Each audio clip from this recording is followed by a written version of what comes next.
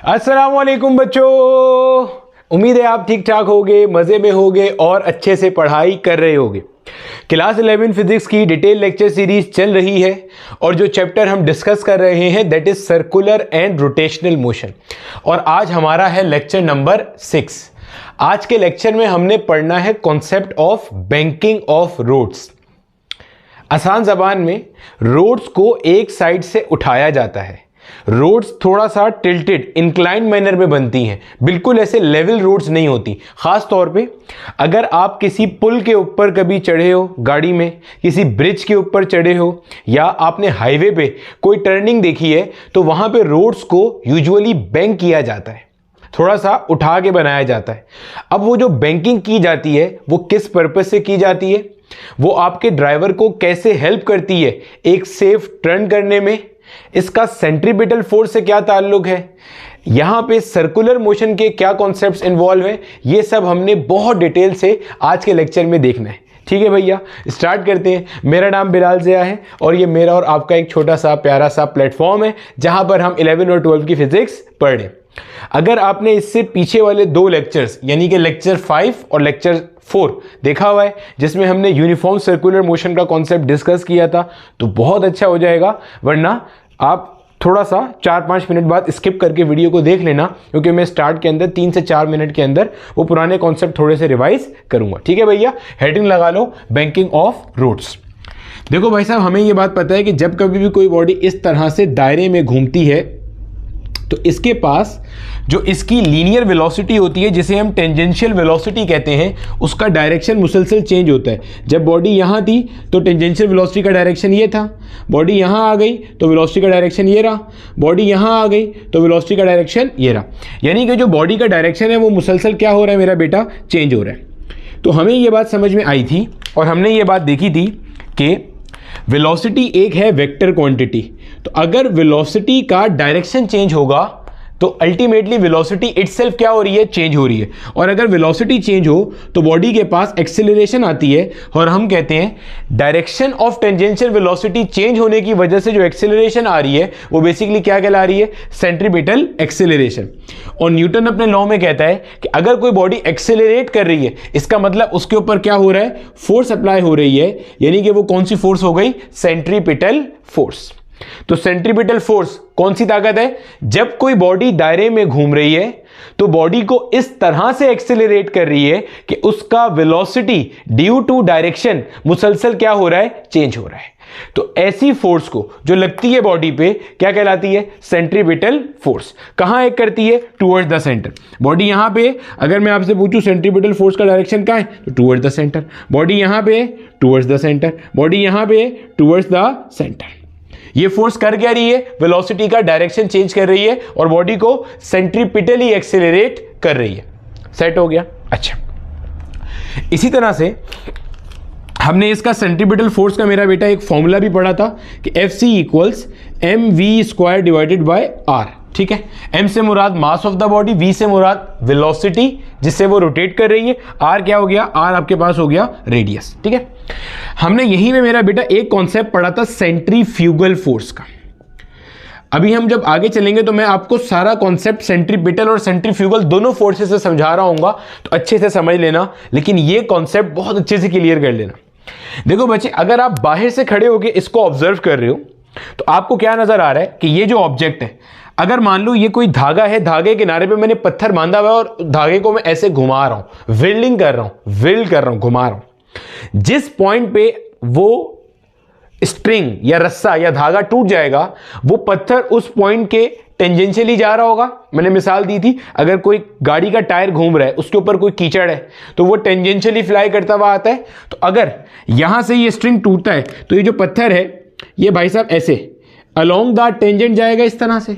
यहां टूटता है अगर ये स्ट्रिंग तो ये इस तरह से जाएगा अलोंग द टेंजेंट, यहां टूटता है तो ये टेंजेंट ऐसे जाएगा, यहां टूटता है तो ये टेंजेंट जनाबे वाला ऐसे जा रहा होगा, यानी कि अलोंग द टेंजेंट जाएगा। अब अगर मैं आपसे पूछूं भाई अलोंग द टेंजेंट क्यों जा रहा है, आप बोलोगे भाई इनर्शिया की वजह से। ऐसे ही है ना भाई, ये दायरे में क्यों घूम रहा था, सेंट्रीपिटल फोर्स की वजह से। जब स्ट्रिंग टूट गया तो दायरे में जो ताकत घुमा रही थी वो खत्म हो गई, टेंशन नहीं लग रही है अब। तो ये कैसे जाएगा? Due to inertia along the tangent move करता हुआ जाएगा। ये बाहर वाले को कहानी नजर आ रही है, ठीक है।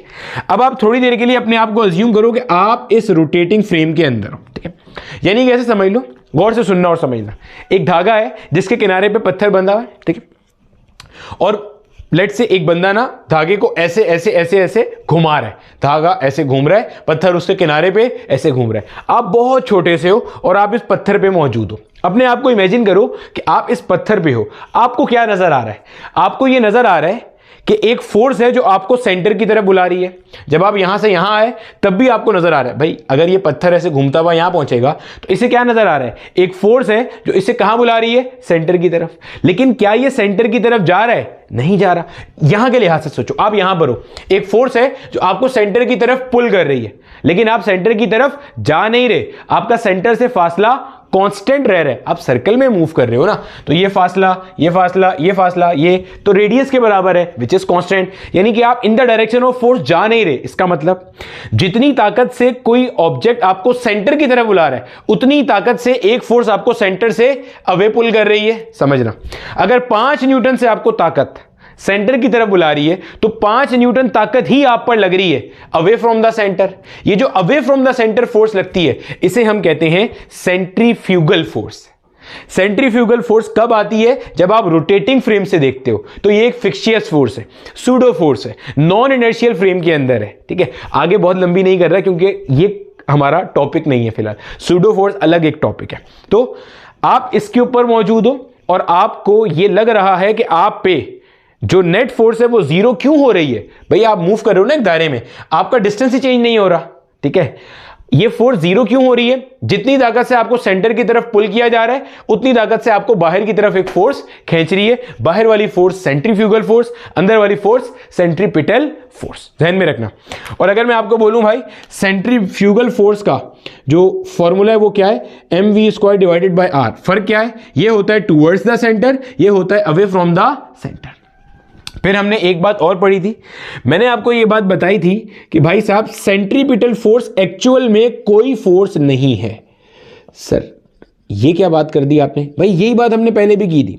मैंने आपको बताया था कि जिस सिस्टम में जो ताकत बॉडी को दायरे में घुमाएगी उस सिस्टम में वो ताकत सेंट्रीपिटल फोर्स है। सेंट्रीपिटल फोर्स कर क्या रही है? बॉडी को दायरे में घुमा रही है, सर्कल में रोटेट करा रही है, यही तो कर रही है। वेलोसिटी का डायरेक्शन मुसलसल चेंज किए जा रही है उसके परपेंडिकुलर लग लग के, ताकि बॉडी किसमें घूमती रहे? दायरे में घूमती रहे। तो जिस सिस्टम में जो फोर्स ये काम करेगी उस सिस्टम में वो फोर्स क्या कहलाती है? Centripetal force. जैसे आपने धागा लिया, उसके किनारे पे पत्थर बांध के ऐसे घुमाया, tension in string, centripetal force.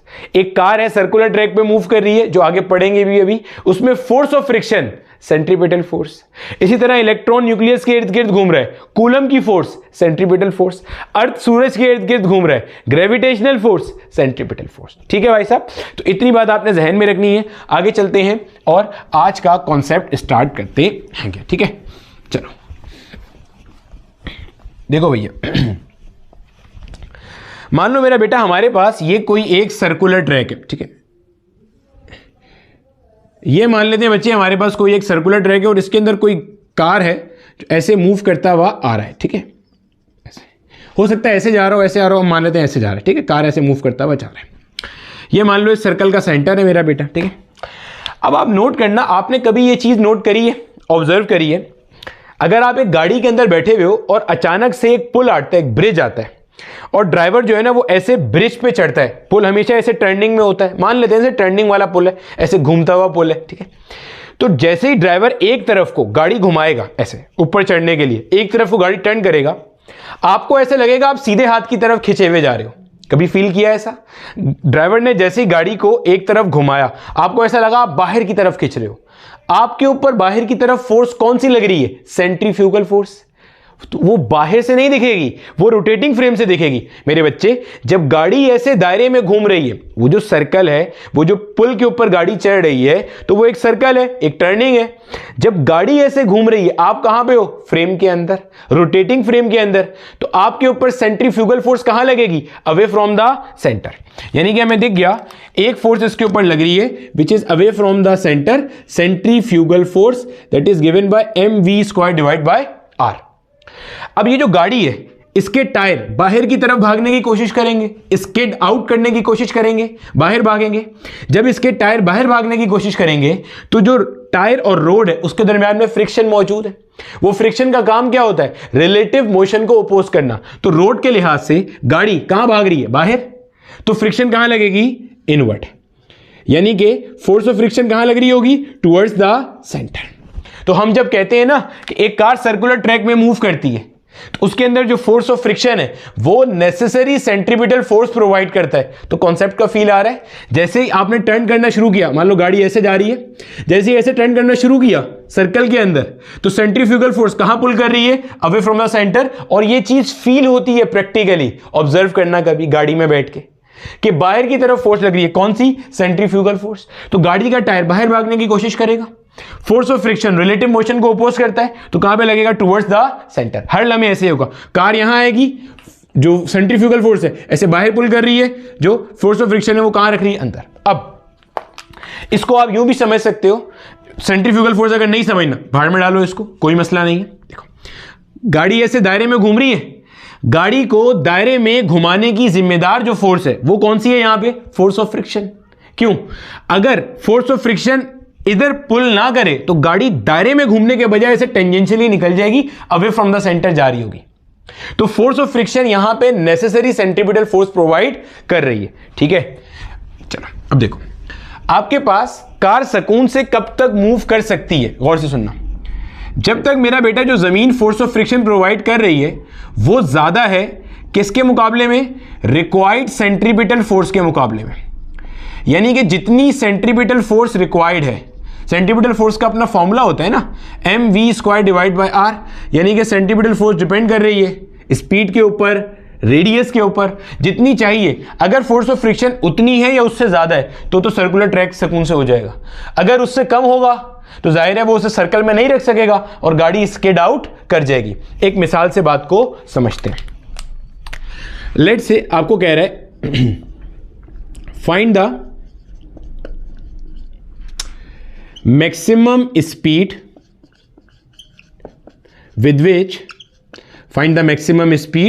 with which car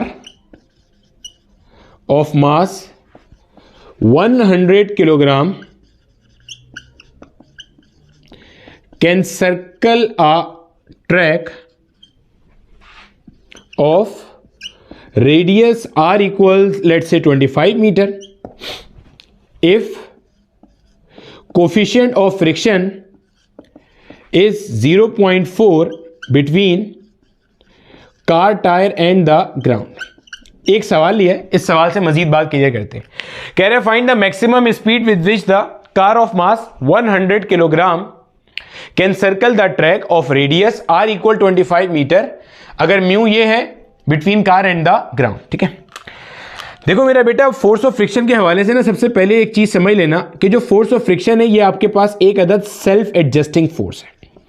ये चीज हमने फोर्स ऑफ फ्रिक्शन के कॉन्सेप्ट में भी डिस्कस किया हुआ है। सिंपल जाके टाइप करना force of friction by Bilal से, मिल जाएगा, पूरा लेक्चर पढ़ा है। ठीक है, सेल्फ एडजस्टिंग फोर्स है। सेल्फ एडजस्टिंग का मतलब क्या है कि ये अपनी वैल्यू को जीरो से लेके मैक्सिमम तक एडजस्ट करता है। मिसाल से समझो, एक ऑब्जेक्ट इसके ऊपर रुका हुआ है, अभी आप इस पे कोई फोर्स नहीं लगा रहे, कोई फोर्स ऑफ फ्रिक्शन भी नहीं लग रही, ये रुका हुआ है। यहां पे force of friction in this case is zero.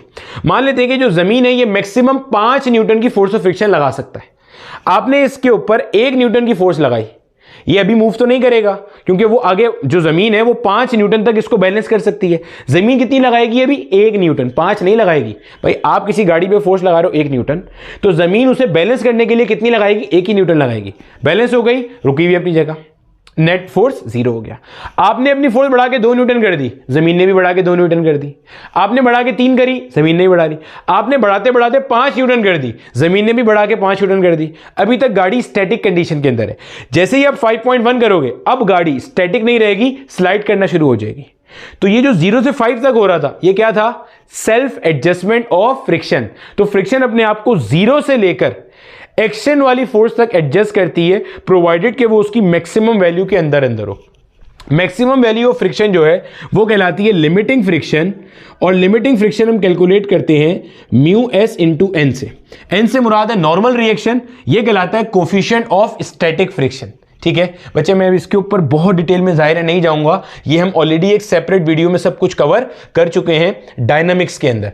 Motion and force पढ़ाते हुए मैंने काइनेमेटिक्स और डायनामिक्स दोनों के चैप्टर्स साथ कवर कराए थे वहां। ठीक है, चलो अब देखो भाई साहब कहता क्या है, सवाल आहिस्ता आहिस्ता पढ़ते हैं। Find the maximum speed which the car of mass this can circle the track of this. ठीक है, अगर मैं सबसे पहले तो ये मालूम कर लूं कि ये जो कार ट्रैक है जिसकी यहां पे बात चल रही है, ये car track maximum force of friction कितनी प्रोवाइड कर सकता है। तो अगर मुझे मैक्सिमम फोर्स ऑफ फ्रिक्शन मालूम करनी है तो वो कौन सी होती है? Limiting friction. क्या फॉर्मूला होता है? Mu S into N. Mu S कितना गिवन है बच्चे? 0.4। एन से क्या मुराद है? Normal reaction. अच्छा, नॉर्मल रिएक्शन जब आप गाड़ी को देखोगे तो गाड़ी मेरा बेटा ऐसी होगी। अच्छा, अभी हम जितनी भी बात कर रहे हैं, अभी हम लेवल सर्फेसिस के लिए बात कर रहे हैं। सर लेवल सर्फेसिस कौन से होते हैं बेटे? जिसमें कोई साइड ऊपर नीचे नहीं होती। अभी तक हम बैंकिंग के ऊपर नहीं आए, जाहिर है पहले पता तो चल जाए कि बैंकिंग की जरूरत क्यों है, सड़क को उठाने की जरूरत क्यों है। अभी तो हम level surfaces, unbanked road, flat tracks के लिए बात कर रहे हैं। ठीक है भैया, अच्छा अभी हमें कुछ नहीं पता बैंक क्या है क्यों नहीं है, कुछ नहीं पता। ठीक है, अच्छा जब आप गाड़ी को देखोगे एक सरफेस के ऊपर तो बच्चे वो ऐसा होगा, इसका वेट कहां है कर रहा होगा? डाउनवर्ड। वेट का फॉर्मूला क्या हो जाता है भाई साहब? mg। और नॉर्मल रिएक्शन ऐसे होगा, परपेंडिकुलर टू द सरफेस, ऐसे होगा। चूंकि गाड़ी ऐसे हवा में उड़ती भी नहीं जा रही है, जमीन के अंदर घुस नहीं रही, तो अल्टीमेटली मैं ये कह सकता हूं this n will be equal to weight, this will be equal to mg। सही हो गया। अगर मैं यहां लाके पुट करता हूं तो ये बन जाएगा 0.4 मल्टीप्लाई बाय mg। गौर से सुनिएगा और समझिएगा, एक सवाल से पूरा कॉन्सेप्ट बनाएंगे। 0.4 multiply by mass of car कितना गिवन है? 100 गिवन है। ग्रेविटेशनल एक्सीलरेशन 10 मान लेते हैं आसानी के लिए। 0.4 को 10 से मल्टीप्लाई किया तो 4 हुआ, 4 को 100 से मल्टीप्लाई किया तो 400 हो गया। कितना आया मेरा बेटा? 400 न्यूटन। यानी कि ये जिस सर्कुलर ट्रैक की बात हो रही है, मैक्सिमम फोर्स ऑफ फ्रिक्शन कितना हो सकता है? 400 न्यूटन हो सकता है। ठीक है, अब मुझे ये बात पता है कि ये जो फोर्स ऑफ फ्रिक्शन है ये क्या प्रोवाइड कर रहा होगा? नेसेसरी सेंट्रीपिटल फोर्स प्रोवाइड कर रहा होगा। या अगर सेंट्रीफ्यूगल के कॉन्सेप्ट से समझना है, जैसे ही गाड़ी सर्कुलर ट्रैक में आएगी, away from the centre mv²/r लगेगा, उसे टुवर्ड्स द सेंटर पुल करने के लिए फोर्स ऑफ फ्रिक्शन लगेगा। मैक्सिमम फोर्स ऑफ फ्रिक्शन जो उसे रोक सकती है वो कितनी है? 400 न्यूटन। तो अगर मैं इस 400 न्यूटन को इक्वेट कर दूं mv²/r से, ताकि मुझे मैक्सिमम स्पीड मिल जाए। सुनना जरा, तो अगर मुझे यहां से v मैक्सिमम निकालना है भाई साहब, r को वहां बेच के मल्टीप्लाई करा दो। 400 मल्टीप्लाई बाय r कितना गिवन है बच्चे? 25 मीटर। m को वहां दूसरी तरफ बेच के डिवाइड करा दिया। मास कितना है? 100। ठीक है, 2 0 2 2 चले गए। 425 जा 100। अगर मैं दोनों तरफ अंडर रूट लूंगा भाई, 4 को 25 से मल्टीप्लाई किया, 100 अंडर रूट लिया, तो मेरा बेटा क्या बन गया? 10 मीटर पर सेकेंड। मतलब क्या है? मतलब यह है कि 10 metre per second maximum speed है जिसके ऊपर आपकी कार इस ट्रैक को सर्कल में सुकून से कर सकती है। देखो फिर सुनो, फिर समझो, कोई जल्दी नहीं है। देखो अभी हमने इस सवाल को भी भूल जाओ थोड़ी देर के लिए। अभी हमने इससे पहले क्या पढ़ा? जैसे कोई गाड़ी सर्कुलर ट्रैक में आएगी, away from the force, away from the centre एक फोर्स लगेगी, सेंट्रीफ्यूगल फोर्स। उसका फॉर्मूला क्या था? mv² divide by r। ठीक है, मैंने कहा भाई मैक्सिमम स्पीड इतनी है जिसपे ये कार सेफली सर्कल कर सकती है। जरा वैल्यू पुट करना। मास कितना है भाई? 100। स्पीड कितनी है? 10। तो 10 का स्क्वायर मतलब 10 इंटू 10 अपॉन रेडियस कितना है? 25। 25 1 जा 25 4 जा, मल्टीप्लाई करोगे क्या आ रहा है? 400 न्यूटन। यानी कि बच्चे अगर इतनी स्पीड पे 100 किलोग्राम की गाड़ी एक सर्कुलर ट्रैक में आती है तो उसे सेंटर से दूर बुलाने के लिए, बाहर स्किड कराने के लिए जो फोर्स चाहिए वो कितनी है? फोर्स लग रही है वो कितनी है? 400 न्यूटन। इसका मतलब अगर आपने उसे सर्कुलर ट्रैक में रोके रखना है तो ये लग रही है अवे फ्रॉम द सेंटर, आपने टुवर्ड्स द सेंटर 400 न्यूटन की फोर्स लगानी होगी। तो ये जो जमीन है ये एफ मैक्सिमम कितनी लगा सकता है? 400 न्यूटन। अब समझना, अगर मिसाल के तौर पे व्हाट इफ अगर मिसाल के तौर पे आपके पास इसी सर्कुलर ट्रैक के अंदर यही 100 किलोग्राम की गाड़ी आए और इसकी स्पीड कितनी हो? 20 मीटर पर सेकेंड। अभी भी नहीं समझ में आया? फिर समझ लो। ये बेसिक्स क्लियर रखोगे तो आगे जब बैंकिंग ऑफ रोड्स पढ़ेंगे सब A1 समझ में आ रहा होगा। बस ये बेसिक सिनेरियो समझ लेना। अब मैंने क्या बोला, हमें ये समझ में आ गया 10 मीटर पर सेकेंड पे जितनी फोर्स चाहिए जमीन उतनी प्रोवाइड कर रहा है। अब मिसाल लेते हैं, अगर यही 100 किलोग्राम की गाड़ी 10 के बजाय 20 मीटर पर सेकेंड से आ जाए तो क्या होगा? देखो, हमें यह पता है जैसी कार सर्कुलर ट्रैक पे आती है अवे फ्रॉम द सेंटर एक फोर्स लगती है, अंदर बैठे हुए लोगों को फील भी आती है, that is centrifugal force. Formula क्या है? mv²/r। मास कितना है भाई? 100। v कितना है? 20। तो 20 मल्टीप्लाई बाय 20, डिवीजन में आ गया मेरा बेटा r कितना है? 25। सॉल्व कर लेते हैं जल्दी से। 25 1 जा 25 4 जा 20 जा क्या होता है भाई? 400 को 4 से मल्टीप्लाई किया तो 1600 Newton. Away from the centre कितनी फोर्स लग रही है? 1600 न्यूटन। और जो फोर्स ऑफ फ्रिक्शन थी जो जमीन लगा रहा था टुवर्ड द सेंटर, भाई गाड़ी बाहर स्किड करने की कोशिश कर रही है तो कितनी फोर्स से बाहर स्किड करने की कोशिश कर रही है? 1600 न्यूटन से। जो फ्रिक्शन है जो रिलेटिव मोशन को अपोज करता है वो टुवर्ड द सेंटर फोर्स लग रही है कितनी? 400 न्यूटन। क्या ये फोर्स ऑफ फ्रिक्शन इसको बचा पाएगा स्किड करने से? नहीं। तो अल्टीमेटली गाड़ी आपकी कुलाटियां खाती हुई गोल गोल होती हुई निकल जाएगी, स्किड करते हुए अवे फ्रॉम द सेंटर चली जाएगी। ऐसा क्यों हुआ? ऐसा इसलिए हुआ कि जो फोर्स बाहर बुला रही थी वो ज्यादा है और जो मैक्सिमम फ्रिक्शन अंदर पुल कर रही थी वो कम है। तो मैक्सिमम फ्रिक्शन की मदद से आपने क्या निकाला?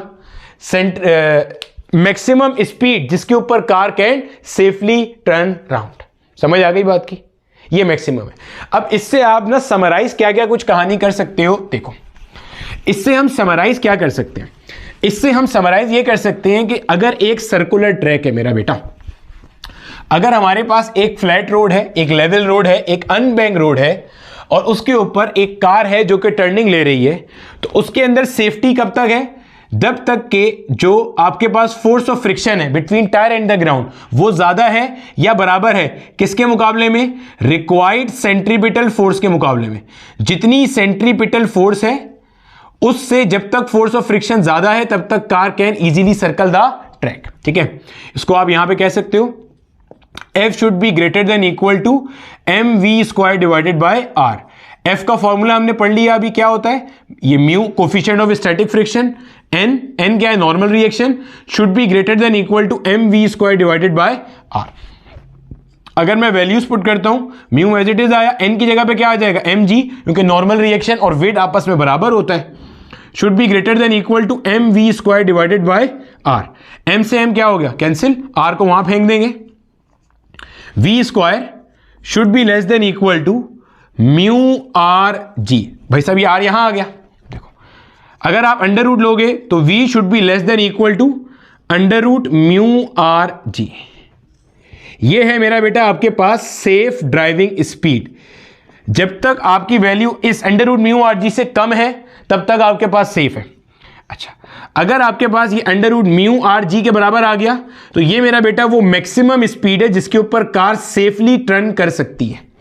और अगर आपके पास इससे ग्रेटर हो गई आपकी स्पीड तो car will skid, car skid कर जाएगी अवे फ्रॉम द सेंटर, क्योंकि जो सेंट्रीफ्यूगल फोर्स बाहर लग रही है वो ज्यादा है। या आप यूं कह लो जो फोर्स ऑफ फ्रिक्शन चाहिए इसे सर्कल में रोके रखने के लिए वो कम है, तो गाड़ी स्किड करता हुआ निकल जाएगा।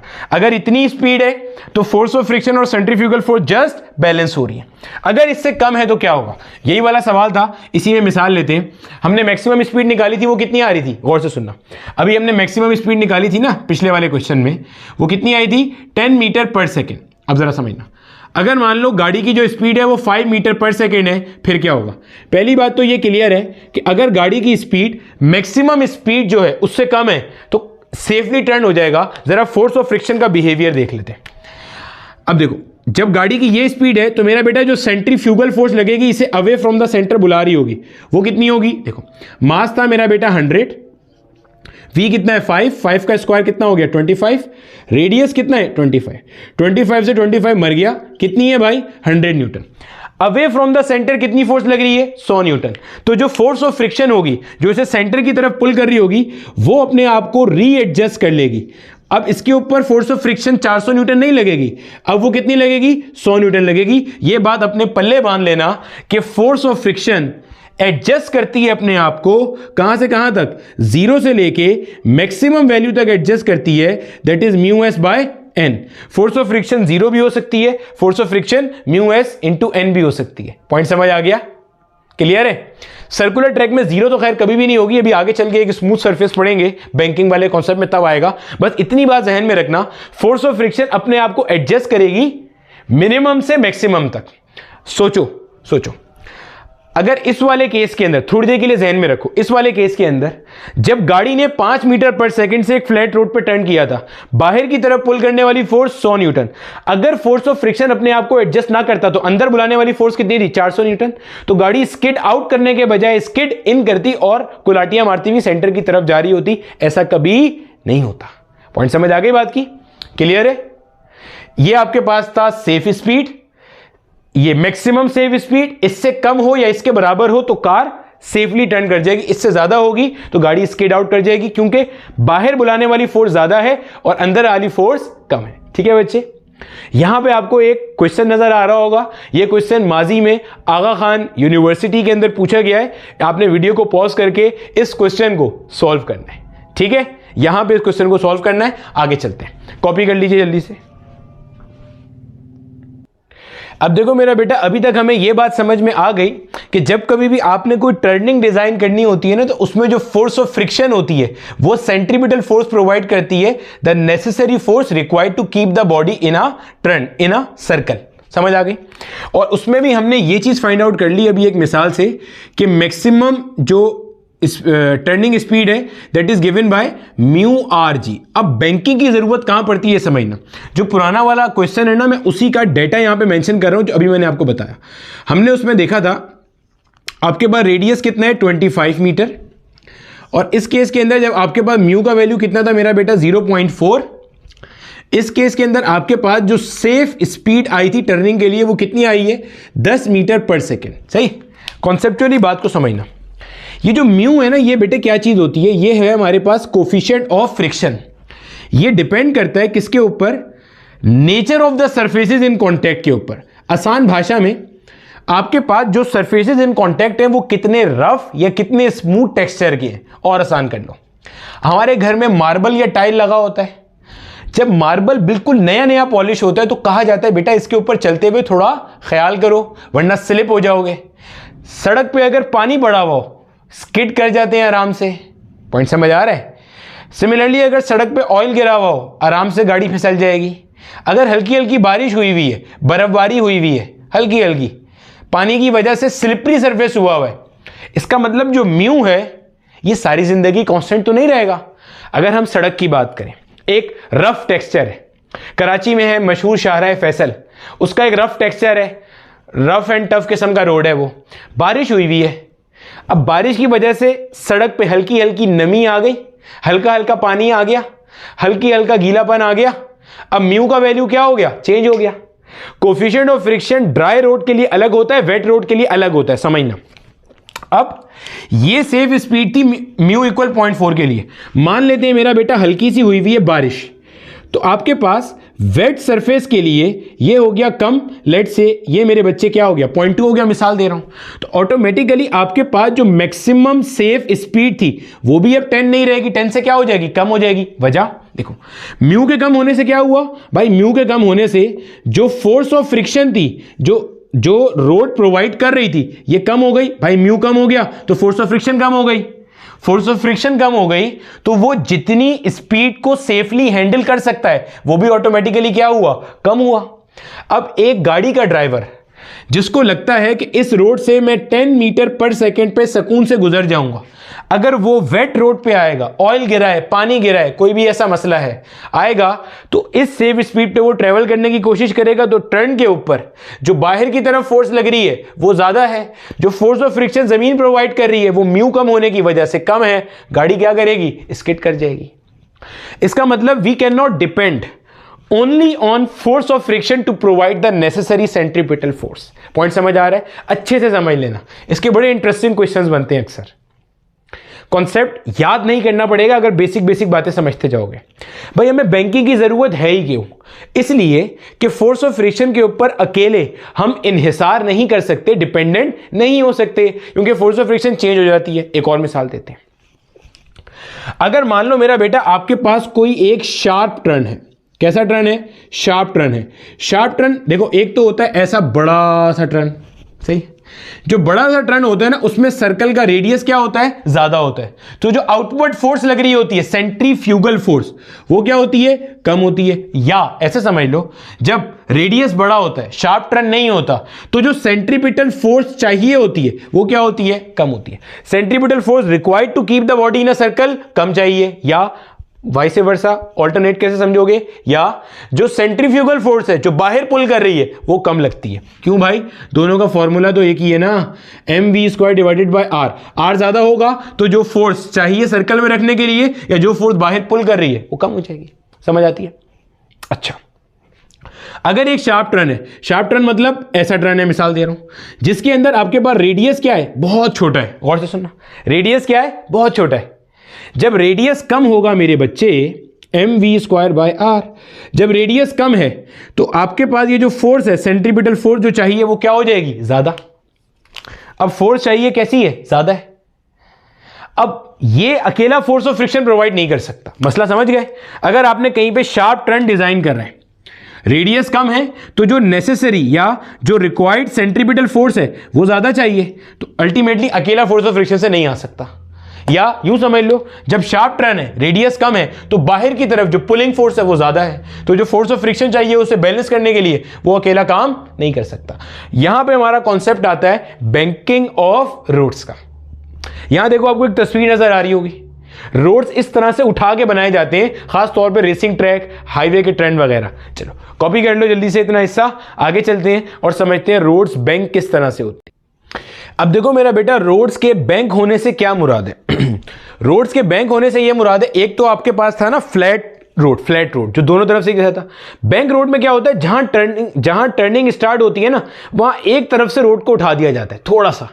जैसे मान लो ऐसे टर्निंग है, ऐसे गाड़ी ने आगे जाके टर्न करना है, जैसी गाड़ी टर्निंग पे आएगी ना, रोड ऐसे उठ जाएगा। आप अपने ब्रिज देखना, ऐसे ही बने हुए होते हैं, ऐसे टर्निंग हो जाएगी थोड़ी सी, एक साइड से रोड नीचे, दूसरी साइड से रोड ऊपर। आप नोट करना ये चीज लाजमी, और मुझे बताना कि आपने देखा या नहीं। जब आप देखोगे ना मेरा बेटा, मान लो ये ऐसे था, ये गाड़ी है मेरे बच्चे, जो इस तरह से मूव करती हुई जा रही है। अब आप इसको अगर यहां से खड़े होकर देखोगे तो ये रोड इधर साइड से उठा हुआ है, इस साइड पे अगर ऐसे टर्निंग है, अगर ऐसे टर्निंग है तो इधर से, मतलब मान लो अगर ऐसे टर्निंग है तो यहां से उठा हुआ होगा, आउटर साइड से उठा होगा, इनर साइड से अंदर होगा। ठीक है बच्चे? अब ये काम जो हम करते हैं किस तरह से होता है, अब जरा समझते हैं।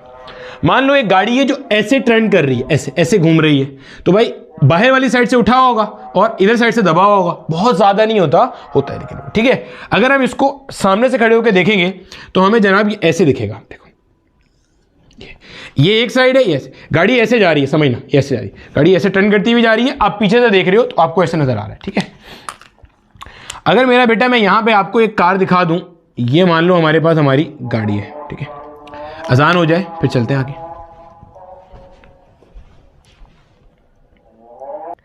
ठीक है मेरा बेटा, ये जो रोड आपके पास एक तरफ से उठा हुआ होता है ना, इसको हम कहते हैं बैंकिंग ऑफ रोड्स। और अभी हम कर क्या रहे हैं?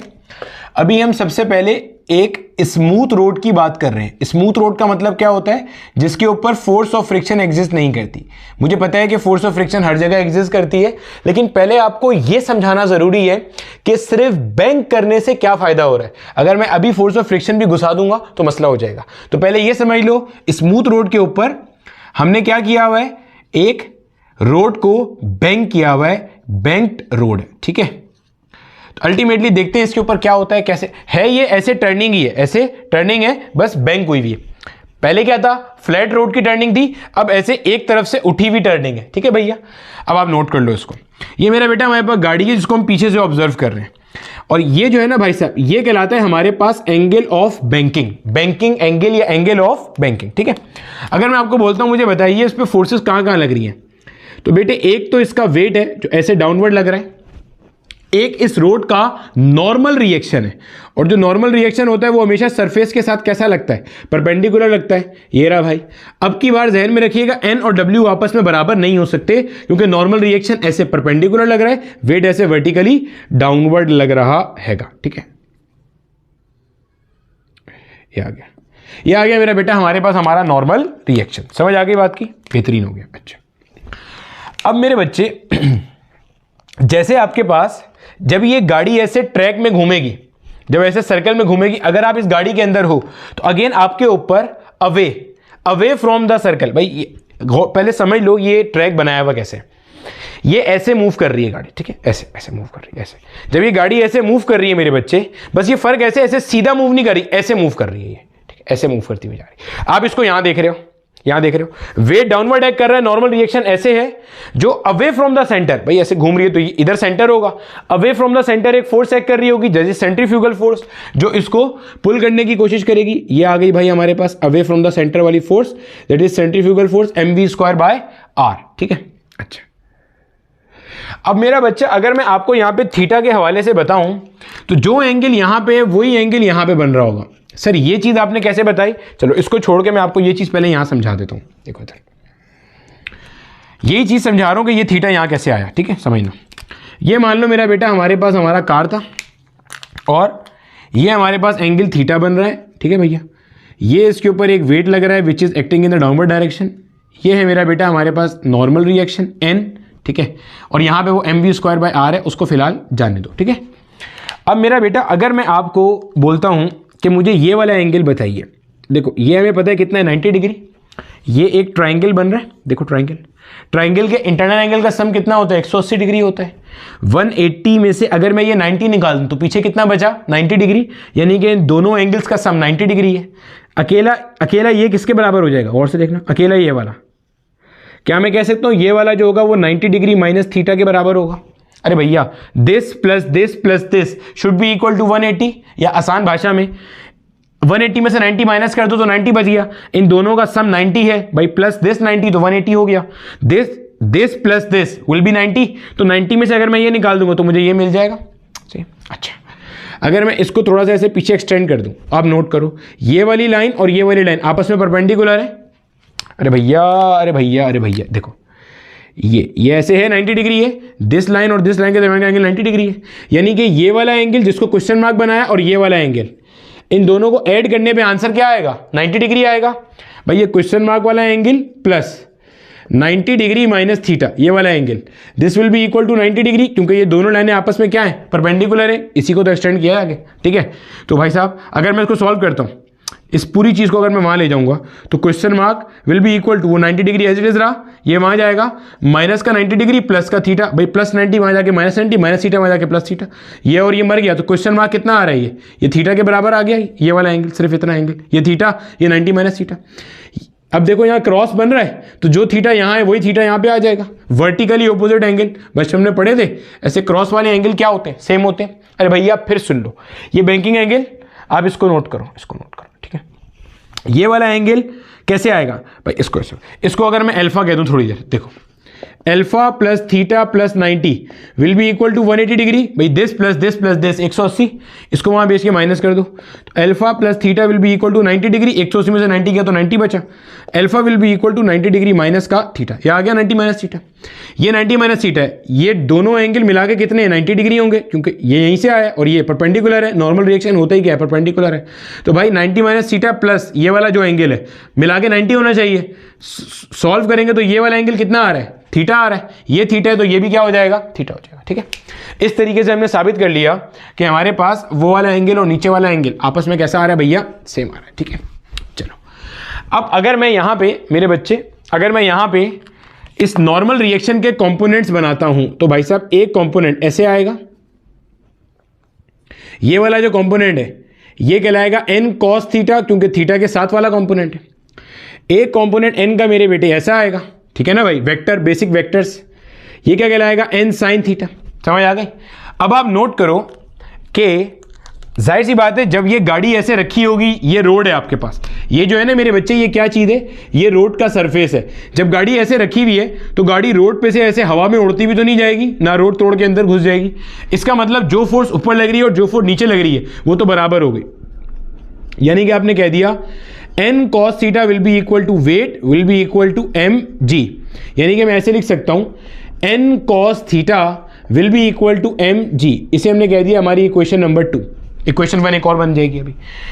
सिमिलरली आपके पास ये कार सेफली टर्न कैसे करेगी। अब देखो क्या मेरे बेटे आपको ये नजर आ रहा है, ये कौन सी फोर्स है, ये वो फोर्स है जो अवे फ्रॉम द सेंटर पुल कर रही है, यानी कि सेंट्रीफ्यूगल फोर्स जो अवे फ्रॉम द सेंटर बुला रही है, हाँ या ना भाई, बुला रही है ना अवे फ्रॉम द सेंटर।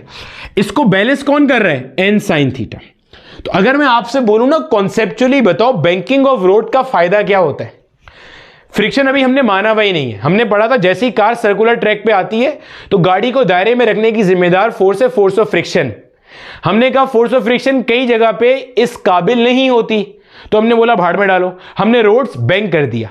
अब बैंकिंग ऑफ रोड से फायदा क्या हो रहा है, नॉर्मल रिएक्शन का एक कंपोनेंट सेंट्रीपिटल फोर्स बना रहा है, चेक करो, सेंट्रीफ्यूगल को बैलेंस कर रहा है, हाँ या ना। पहले क्या था, ये काम कौन कर रहा था, फोर्स ऑफ फ्रिक्शन। अभी कौन कर रहा है, नॉर्मल रिएक्शन। अगर दोनों ही हो जाए, ये स्मूथ रोड ना हो रफ रोड हो, तो फोर्स ऑफ फ्रिक्शन और नॉर्मल रिएक्शन मिलाकर गाड़ी को दायरे में घुमाने के जिम्मेदार होंगे। अभी तीसरा केस वही है, अभी तो दूसरा केस पढ़ने सिर्फ बैंकिंग वाला, इससे पहले सिर्फ फ्रिक्शन पड़ी थी जब बैंकिंग नहीं थी, अब बैंकिंग है फ्रिक्शन नहीं है, आखिर में मिला लेंगे। ठीक है, समझ आ गई बात की। तो मैं कहूंगा आपके पास अगर ये सुकून से चल रहा है, यानी कि ना बाहर जा रहा है ना अंदर जा रहा है, तो इसका मतलब क्या होगा कि n साइन थीटा बराबर है किसके, mv स्क्वायर बटे r के। इसे मैंने कह दिया इक्वेशन नंबर 1। सही है ना भाई। अगर ये कार मूव कर रहा है इन अ डेफिनेट सर्कल, ना सर्कल के अंदर आ रहा है ना बाहर जा रहा है, तो भाई साहब ये वाली फोर्स इसके बराबर हो जाएगी। सही, ये जहन में रखना। यहां पे n is not equal to mg। बच्चे बहुत गलती करते हैं, n को डायरेक्ट mg पुट कर देते हैं, उठा के रट्टा मारा हुआ होता है। ओ भाई ये n यहां पे ऐसे जा रहा है, mg नीचे जा रहा है, n कहीं पे भी mg के बराबर यहां पे नहीं है। अच्छा, अगर मैं इन दोनों इक्वेशन को डिवाइड कर दूं, equation 1 divided by equation number 2, अगर मैं करता हूं डिवाइड, देखो गौर से, ये बन जाएगा n sine theta will be equal to mv square by r whole divided by, यहां आ जाएगा मेरा बेटा n cos theta will be equal to mg। m से m मर गया, यहां n से n क्या हो गया, मर गया।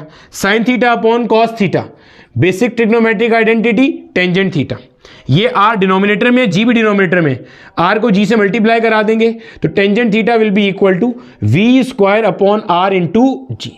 v क्या है, वो स्पीड जिससे कार टर्न कर सकता है, r रेडियस सर्कल का, g ग्रेविटेशनल एक्सेलरेशन, थीटा क्या है, बैंकिंग एंगल। अगर मैं यहां से v स्क्वायर का वैल्यू निकालूंगा तो मेरा बेटा v square will be equal to r g tangent theta.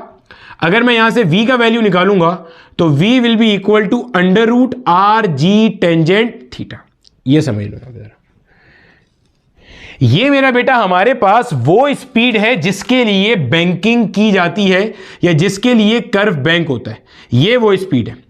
यानी कि ये मैक्सिमम स्पीड है जिसके लिए, यहां पे ना मैक्सिमम का कॉन्सेप्ट हम इस्तेमाल नहीं करते, हम ये कहते हैं ये वो स्पीड है जिसके लिए ये कर्व बैंक किया गया है। अभी समझना, अगर आपकी गाड़ी की स्पीड इससे कम ज्यादा होगी तो आप इस सर्कल में नहीं होगे, या तो ऊपर हो गए या नीचे हो गए। पॉइंट समझ आ गया। गौर से सुनना, आप जैसे ही आप पुल के ऊपर चढ़े, आपको नजर आ रहा है ऐसे 3 लेन्स हैं, जैसे सड़क पे लेन्स होती है ना, ऐसे 3 लेन्स हैं। आप मिडिल लेन के अंदर हो तो मिडिल लेन के लिए आप यहां से निकालोगे फॉर्मूला, उसका रेडियस अलग है, नीचे वाली लेन के लिए रेडियस अलग, ऊपर वाली लेन के लिए रेडियस अलग। तो भाई ये स्पीड है जिसके लिए आपका जो रोड है वो बैंक हुआ हुआ है। पॉइंट समझ आ गया। v equals under root R G tangent theta. वजह, जब तक आपके पास v का वैल्यू ये है तब तक आपके पास ये दोनों आपस में बैलेंस है। आप चाहो तो पुट करके देख लो, अगर आप इसको यहां पुट करोगे ना, देखो mv, अगर आपकी गाड़ी की स्पीड इतनी है, चेक करना जरा, तो जो बाहर की तरफ फोर्स लग रही होगी अगर आपको वो मालूम करनी है, यहां से आएगी, देखो M upon R multiply by V, V का स्क्वायर, वी क्या है under root R G tangent theta, तो रूट से स्क्वायर मर जाएगा, under root R G tan theta हो गया, ये एक आर से एक आर मर गया, क्या बनता है एम जी टेंजेंट थीटा, और टेंजेंट थीटा क्या होता है sine theta divided by cos theta. ऐसे ही है बच्चे। अगर मैं यहां से गौर से देखना, अगर मैं यहां से n का वैल्यू निकालूंगा तो n क्या बन जाएगा m g divided by cos theta. देखो इधर ये m g divided by cos theta किसके बराबर है n के बराबर, और आगे साइन थीटा आ गया एज इट इज। तो इसका मतलब आपने क्या सीखा है जो मैंने करके दिखाया, आपको यह पता चला जब तक आप v का value under root R G tangent theta रखते हो तब तक आपके पास जितनी फोर्स बाहर पुर कर रही है और जितनी फोर्स अंदर लग रही है नॉर्मल रिएक्शन की वजह से ये बराबर है, तो कार सुकून से मूव करेगी विदाउट स्किडिंग इनवर्ड्स या विदाउट स्किडिंग आउटवर्ड, ना बाहर जाएगी ना अंदर जाएगी जब तक ये है। इस स्पीड के लिए हमने हमारा एंगल ऑफ बैंकिंग सेट किया होता है या डिजाइन किया होता है, ठीक है। अब मिसाल के तौर पे अगर आपके पास जो आपकी गाड़ी की स्पीड है वो इससे ज्यादा हो जाए तो क्या होगा, इससे कम हो जाए तो क्या होगा, अभी समझते हैं और इस कॉन्सेप्ट को मजीद आगे लेके चलते हैं। देखो आपके सामने जो इक्वेशन लिखी हुई है ना मेरा बेटा, वो इक्वेशन देखना जरा। आपके सामने इक्वेशन लिखी है n sine theta equal m we square divided by r, और आपके सामने इक्वेशन लिखी है n cos theta equals m g. तो सबसे पहले हम ये देख लेते हैं, अगर मिसाल के तौर पे for instance if v is greater than under root R G tangent theta, और साथ आपको ये बात भी पता है ये इक्वेशन ये बात कब तक फॉलो होगी जब तक v आपका under root R G tangent theta के बराबर है बैंकिंग एंगल के लिए जो आपने डिफाइन किया है, ठीक है। अगर आपकी गाड़ी की स्पीड जितनी होनी चाहिए उससे ज्यादा हो जाए, समझिएगा इतनी होनी चाहिए उससे ज्यादा हो गई, देखो बच्चे जब मैं यहां रखूंगा जब तक ये v का value under root R G tangent theta था ये दोनों बराबर थे। अब जब मैं इसको यहां रखूंगा, अब v का वैल्यू इससे कैसा है ज्यादा है, तो ये एक्सप्रेशन ओवरऑल बढ़ जाएगा क्योंकि v स्क्वायर का वैल्यू ज्यादा है, हाँ या ना। अरे भैया अगर मैं v की जगह under root R G tangent theta रखता तो ये इसके बराबर आता। अब मैंने जो वैल्यू रखी है वो under root R G tangent theta से ज्यादा है, तो जब बड़ी वैल्यू रखूंगा तो यहां पे v का वैल्यू बढ़ जाएगा, उसकी वजह से m we square by r क्या हो गया बढ़ गया। ये क्या है वो ताकत जो सर्कल से बाहर बुला रही है, ये ताकत जो सर्कल के अंदर रख रही है, तो बाहर लगने वाली फोर्स क्या होगी बढ़ जाएगी। जब बढ़ जाएगी तो आपका जो गाड़ी है वो थोड़ा सा क्या होगा स्किड आउट करेगा, स्किड आउट करने से क्या होगा रेडियस बड़ा हो जाएगा। भाई समझो ये रोड है ऐसे बैंक हुआ हुआ है, इसमें ऐसे 3 लेन्स हैं, 3 लाइनें हैं। सड़क पे लेन का कॉन्सेप्ट देखा है ना, 3 गाड़ियां पैरेलल चल सकती हैं। मान लो अभी आप चल रहे हो बीच वाली लेन में, बीच वाली लेन में चल रहे थे, आपकी स्पीड थी v equals under root R G tangent theta, सुकून से चलते हुए जा रहे हो। अचानक आपने अपनी स्पीड बढ़ाई, अब स्पीड बढ़ाने पे ये फोर्स ऑफ फ्रिक्शन की तरह अपने आप को एडजस्ट नहीं कर सकता। जैसे फोर्स ऑफ फ्रिक्शन थी ना सेल्फ एडजस्टमेंट, ये नहीं है, ये तो फिक्स है, ये तो फिक्स है। क्यों? n का वैल्यू फिक्स है, थीटा फिक्स है, बैंकिंग एंगल तो n फिक्स है, n sin थीटा। जो अंदर फोर्स लग रही है वो कांस्टेंट है, फिक्स है।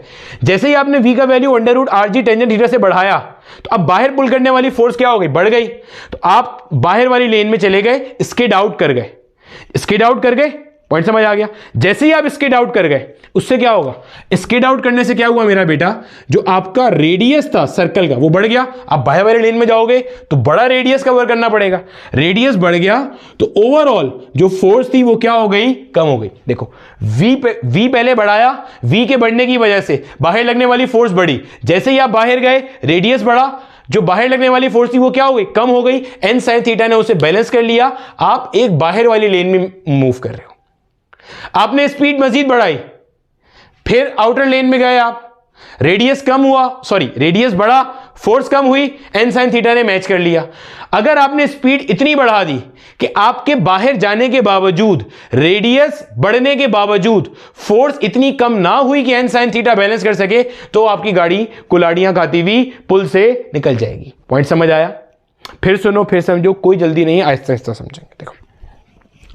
देखो भाई आप ऐसे मूव कर रहे हो, स्पीड जिसके लिए बैंकिंग डिफाइन है वो है under root R G tangent theta. आपने अपनी स्पीड इससे बढ़ा दी, जैसे ही आपने स्पीड बढ़ाई आप बाहर वाली लेन में जाओगे, स्किड आउट करोगे। स्किड आउट करने से क्या होगा, रेडियस बढ़ जाएगा। भाई अंदर वाली लेन का छोटा सर्कल, बाहर का बड़ा सर्कल, ठीक है, सर्कल बढ़ेगा, रेडियस बढ़ेगा, तो जो फोर्स बाहर पुल कर रही है वो कम हो जाएगी, n sin थीटा से मैच कर जाएगी। सही हो गया, मैच कर गई, आप बाहर वाली लेन में अपना चक्कर पूरा कर लोगे। सही। अगर आपके पास उसी स्पीड के ऊपर जो आपके पास थी, ठीक है, अगर आपने मजीद स्पीड बढ़ाई, अब बाहर वाली लेन कोई है ही नहीं, कहां जाओगे आप, तो अल्टीमेटली बाहर वाली फोर्स बढ़ जाएगी, तो आप स्किड आउट करते हुए निकल जाओगे। सही है। सिमिलरली अगर मेरा बेटा आपने अपनी speed R G tangent theta से कम कर दी, ये बात समझना आप जरा, जो आपने इससे पीछे फ्लैट सरफेस पढ़े थे ना, उसमें हमने पढ़ा था कि एक मैक्सिमम स्पीड है, उससे ज्यादा करोगे तो फोर्स ऑफ फ्रिक्शन इस काबिल नहीं होगी, तो बाहर चला जाएगा, स्किड आउट करता हुआ चला जाएगा। वहां तो ऐसा भी नहीं है कि ट्रैक चेंज करके एडजस्ट हो जाएगा, वहां तो सीधा स्किड करेगा और कुलाटी करती हुई जाएगी। वहां पे क्या था, अगर आपकी स्पीड मैक्सिमम स्पीड से कम है तो फ्रिक्शन सेल्फ एडजस्टिंग है, वो अपने आप को बैलेंस कर लेगी। यहां तो ऐसा सीन ही नहीं है, आप एक लेन में मूव कर रहे हो, आपकी स्पीड है under root R G tangent theta, जैसे ही आपने इस स्पीड से स्पीड कम करी, समझना, जब यहां v का value under root R G tangent theta था तो ये दोनों बराबर थे, जैसे ही आपकी स्पीड कम हो जाएगी तो M we square by R overall कम हो जाएगा, n sin थीटा ज्यादा है क्योंकि ये तो फिक्स है, ये थोड़ी एडजस्ट हो सकता है, ये ज्यादा है, अंदर बुलाने वाली फोर्स ज्यादा है, बाहर वाली फोर्स कम है। जब ऐसा होगा तो आपकी गाड़ी बीच वाली लेन में थी, यहां से नीचे वाली लेन में आ जाएगी, अंदर वाली लेन में आ जाएगी। अब क्या होगा, अंदर वाली लेन में आने से क्या हुआ, अंदर वाली लेन में आने से ये हुआ कि रेडियस क्या हो गया बच्चे, कम हो गया। भाई छोटी लेन, अंदर वाली लेन में आ गए तो सर्कल छोटा हो गया, रेडियस कम हो गया, शार्प टर्न हो गया। रेडियस कम होने का मतलब ओवरऑल फोर्स बाहर वाली क्या हो गई, बढ़ गई, तो n sin थीटा को मैच कर जाएगी। समझे, आर जी टेंजेंट थीटा था, स्पीड आपने कम करी, स्पीड कम करने से ओवरऑल फोर्स जो आपके पास ओवरऑल फोर्स जो बाहर पुल कर रही है वो कम हो गई, आप कहां आ गए, अंदर आ गए। अंदर आने से रेडियस कम हो गया और ओवरऑल फोर्स बढ़ गई, तो n sin थीटा से क्या हो जाएगा, मैच कर जाएगा। पॉइंट समझ में आ गया बच्चे, ठीक है भाई, ये चीज ध्यान में रखना, under root R G tangent theta, उससे बढ़ाएंगे तो बाहर जाओगे, बढ़ाने से ओवरऑल फोर्स जो बाहर बुला रही है वो बढ़ गई, बाहर जाने से क्या होगा, रेडियस बढ़ जाएगा, तो ओवरऑल फोर्स जो होगी वो कम हो जाएगी, मैच हो जाएगा। Under root R G tangent theta से जैसे ही आपने स्पीड कम करी अंदर आ जाओगे, क्योंकि ओवरऑल फोर्स जो बाहर बुला रही थी वो कम हो गई है। जैसे ही अंदर आओगे, जैसे ही अंदर वाली लेन में आओगे तो रेडियस क्या हो गया, कम हो गया, ओवरऑल फोर्स बढ़ गई जो बाहर पुल कर रही थी, n sin थीटा उसे मैच कर देगा। ठीक है बच्चे, क्योंकि n sin थीटा फिक्स है। क्लियर हो गया। इसका एक सवाल करते हैं, कॉपी कर लो जल्दी से। देखो मेरा बेटा, आपके सामने एक सिंपल सा क्वेश्चन दिया हुआ है, नस 2016 के अंदर पूछा गया है। कहता है turn of radius 600 metre is banked for a vehicle of mass this going with a speed this, determine the banking angle of the road. आपने banking angle of the road बताना है। बच्चे, banking angle of the road की equation आपको पता है, tangent theta equals V square divided by R times of G. ठीक है, इस स्पीड पे और इस सर्कुलर ट्रैक के रेडियस पर ये बैंकिंग एंगल होगा जिसके लिए आपने पूरा वो बैंक डिजाइन किया हुआ है। तो टेंजेंट थीटा हमें मालूम करना है भाई साहब, और स्पीड कितनी है 180 किलोमीटर पर आवर। इसको अगर मैं मीटर पर सेकंड में कन्वर्ट करूं तो किलोमीटर से मीटर में जाने के लिए 1000 से मल्टीप्लाई किया, ये मीटर में आ गया। अपॉन में है 1 आवर, एक घंटे में 3600 सेकेंड्स होते हैं, 60 मिनट होते हैं, हर मिनट में 60 सेकेंड होते हैं, तो 3600 और सेकेंड आ गया। 2 जीरो से 2 जीरो मर गए, 36 1 जा और 36 5 जा होता है 180, वरना 6 से काट लो, 6 6 जा 36, 6 3 जा और 0 जा 6 30 जा हो जाएगा 180। फिर दोबारा 6 के टेबल से काटेंगे, 6 1 जा 6 और 6 5 जा 30। 5 को 10 से मल्टीप्लाई करेंगे तो क्या बचता है, ये 50 मीटर पर सेकेंड। यानी कि मेरे बच्चे, हमारे पास जो स्पीड है वो कितनी आ रही है 50 मीटर पर सेकेंड, जिसके लिए आपने ये डिजाइन किया हुआ है। तो ये आ गया 50 मल्टीप्लाई बाय 50 अपॉन में, क्योंकि स्क्वायर है, ठीक है, और अपॉन में आ गया आर जी। आर कितना है मेरे बेटे 600 और जी कितना है मेरे बेटे 10, ग्रेविटेशनल एक्सीलरेशन। 2 जीरो से 2 जीरो मर गए, 5 5 जा ऊपर क्या हो गया 25, नीचे 6 10 जा क्या हो गया 60। अगर हम इसको 5 के टेबल से कैंसिल करेंगे तो 5 5 जा हो गया 25, 5 12 जा क्या हो गया 60। तो मेरा बेटा बैंकिंग एंगल कितना आ रहा है 10 इनवर्स 5 डिवाइडेड बाय 12। आप में से जो लोग बोर्ड लेवल के हैं वो कैलकुलेटर से सॉल्व कर सकते हैं, और जो बोर्ड लेवल के नहीं है तो इसी तरह का ऑप्शन आपके पेपर में मौजूद होगा। अब बात समझिएगा, सवाल एक बार दोबारा पढ़ो। आपको कहते हैं इस स्पीड इस रेडियस के लिए ये बैंकिंग एंगल है, ठीक है। आपके पास ये कोई ना कोई बैंकिंग एंगल आ जाएगा, ठीक है, जितना भी आ रहा है इसके ऊपर आपने रोड को इंक्लाइन किया हुआ है, बैंक किया हुआ है। अब जो मैं आपको पीछे कहानी बता रहा था ना कि ये 3 लेन वाली कहानी फिर समझ लो। ये जो स्पीड है ना मेरा बेटा, ये जो आई है स्पीड, ये स्पीड मेरा बेटा बराबर है v equals under root R G tangent theta के। अब वैल्यू पुट करके देख लेना, ये सारी यही आ जाएगी।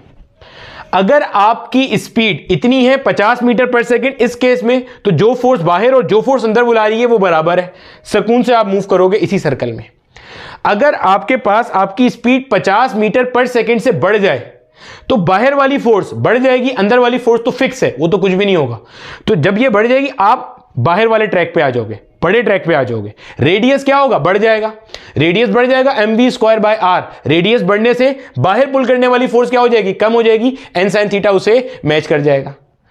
अगर आप 50 पे चल रहे हो और आपने अपनी स्पीड 50 से कम करके लेट से 40 कर दी, जैसे ही आप 40 करोगे तो जो बाहर लगने वाली फोर्स थी वो कम हो जाएगी, क्योंकि v कम हो गया तो बाहर वाली फोर्स क्या हो जाएगी, कम हो जाएगी। जब वो फोर्स कम हो जाएगी तो अल्टीमेटली अंदर वाली फोर्स ज्यादा है, आप अंदर वाले ट्रैक पे आ जाओगे, नीचे वाली साइड पे आ जाओगे, स्किड इनवर्ट्स कर जाओगे। अब जब आप अंदर की तरफ आओगे मेरा बेटा तो क्या होगा, अंदर जाने से ये होगा कि आपके पास रेडियस कम हो जाएगा, क्योंकि आप करीब चले गए सेंटर के। ओवरऑल फोर्स क्या होगी, बढ़ जाएगी, तो वो n sin थीटा से मैच कर जाएगी। ये बात जहन में रखना आगे चलने से पहले, ठीक है। तो कॉपी कर लो बच्चे। एक सवाल मैं आपको यहां पे इसका होमवर्क में दिखा रहा हूं, ये सवाल आपने इसका सॉल्व करना है, ठीक है। चलो आगे चलते हैं। अब देखो मेरा बेटा, जितना कुछ आपने पढ़ा है ना, इस सब को मिला के अब हम आ रहे हैं हमारे रियल लाइफ सिनारियोस के ऊपर। रियल लाइफ के अंदर हमारी रोड्स बैंक भी होती हैं और फोर्स ऑफ फ्रिक्शन भी मौजूद होती है। अब इस केस के अंदर किस तरह से सवाल को करना होता है या किस तरह से हमारा सवाल होता है, आप पहले एक कॉन्सेप्ट समझो मेरा बेटा, और उसके बाद हम इसको देखते हैं, ठीक है। मान लो ऐसे आपके पास आप देख रहे हो एक ब्रिज ऐसे टर्न कर रहा है, एक पुल ऐसे घूम रहा है, या एक टर्निंग आपको ऐसे नजर आ रही है जो ऐसे आपके पास बैंक हुई हुई है। तो एक्चुअल में तो वहां स्मूथनेस नहीं होगी, फोर्स ऑफ फ्रिक्शन होगी। और आप क्या कर रहे हो, आप यहां पे मेरा बेटा एक गाड़ी को देख रहे हो, ये आपके पास एक कार है, ठीक है मेरे बच्चे। अगर मैं आपसे पूछता हूं कि भाई साहब इस कार का वेट कहां एक्ट कर रहा है, तो आप बोलोगे भाई इस कार का जो वेट है वो ऐसे डाउनवर्ड एक्ट कर रहा है, और वेट किसके बराबर है, mg के बराबर है। और ये मेरा बेटा यहां पे इसका बैंकिंग एंगल है, ठीक है। और normal reaction of the road जो है वो जनाबे वाला इस तरह से आ रहा है, ये normal reaction of the road हो गया, ठीक है। इसी तरह से जो बाहर की तरफ एक फोर्स इसे बुला रही है वो कितनी है, mv स्क्वायर बटे में आ गया r, ठीक है मेरा बच्चा। अगर मैं यहां पे इसके कंपोनेंट्स बनाऊंगा, उसके लिए मैं एक ये वर्टिकल लाइन ड्रॉ करता हूं।